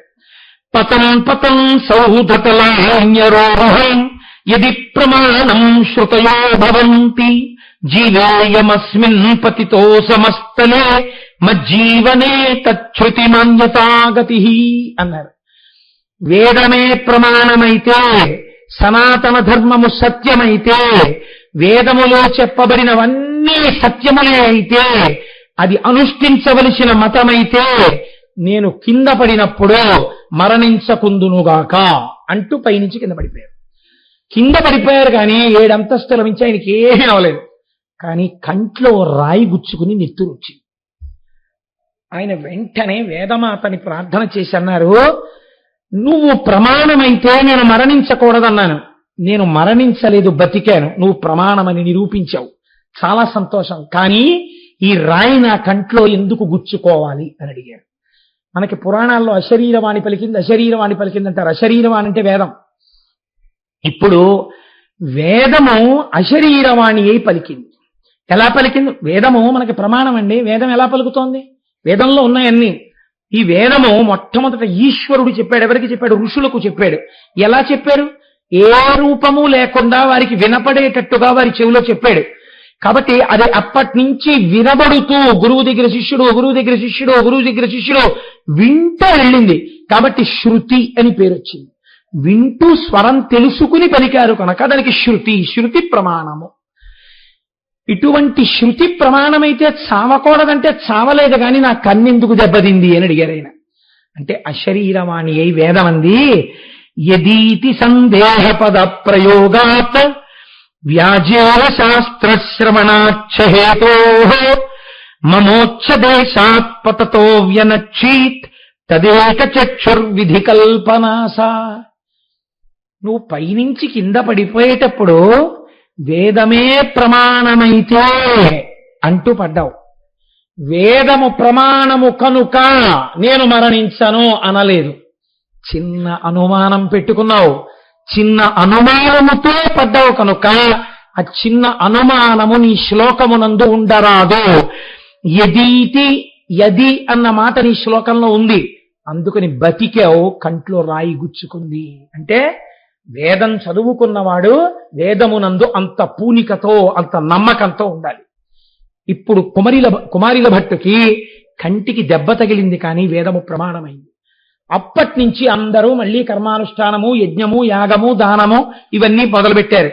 కానీ శంకర భగవత్పాదుల యొక్క అంశ కుమారిల భట్టు కన్నా పై స్థాయి. ఎందుకో తెలుసా అండి? వీళ్ళకి కర్మయందు ఏమవుతుందంటే కొంచెం కోరిక ఉండడం, లేకపోతే కోరిక తీరకపోతే కోపం రావడం, ఇలాంటివి ఉంటాయి. అందుకే చూడండి, ఇంత కుమారిల భట్టు కూడా కర్మని నిలబెట్టవలసి వస్తే, ముందు కర్మ నిలబెడితే కదండి వెనక జ్ఞానం. అందుకని కర్మ నిలబెట్టవలసి వచ్చింది. కర్మ నిలబెట్టవలసి వస్తే అప్పుడప్పుడు కళ్ళమ్మట నీళ్లు వచ్చాయి. అదే శంకరాచార్యులు వారు అనుకోండి, జ్ఞానంలో ఉంటారు, బ్రహ్మజ్ఞాని. తలకాయ ఇచ్చేస్తారా అని కాపాలి అడిగితే తీసుకుపోంటారు. అందుకే బ్రహ్మజ్ఞాని స్థాయి ఈశ్వరుడు కూడా పొంగిపోతాడు. బ్రహ్మజ్ఞాని కన్నా గొప్ప స్థాయి ఇంకా సనాతన ధర్మమునందు లేదు. కాబట్టి ఇప్పుడు ఏమైంది? ఈ కుమారిల భట్టు దగ్గరికి వచ్చి కర్మ గురించి మీరు వ్యాప్తి చేశారు కనుక జ్ఞాన మార్గము గొప్పది అని చెప్పడానికి శంకరాచార్యుల వారు కుమారిల భట్టు దగ్గరికి వచ్చారు. కానీ అప్పటికి కుమారిల భట్టు తుషాగ్ని ప్రవేశం చేసేశారు.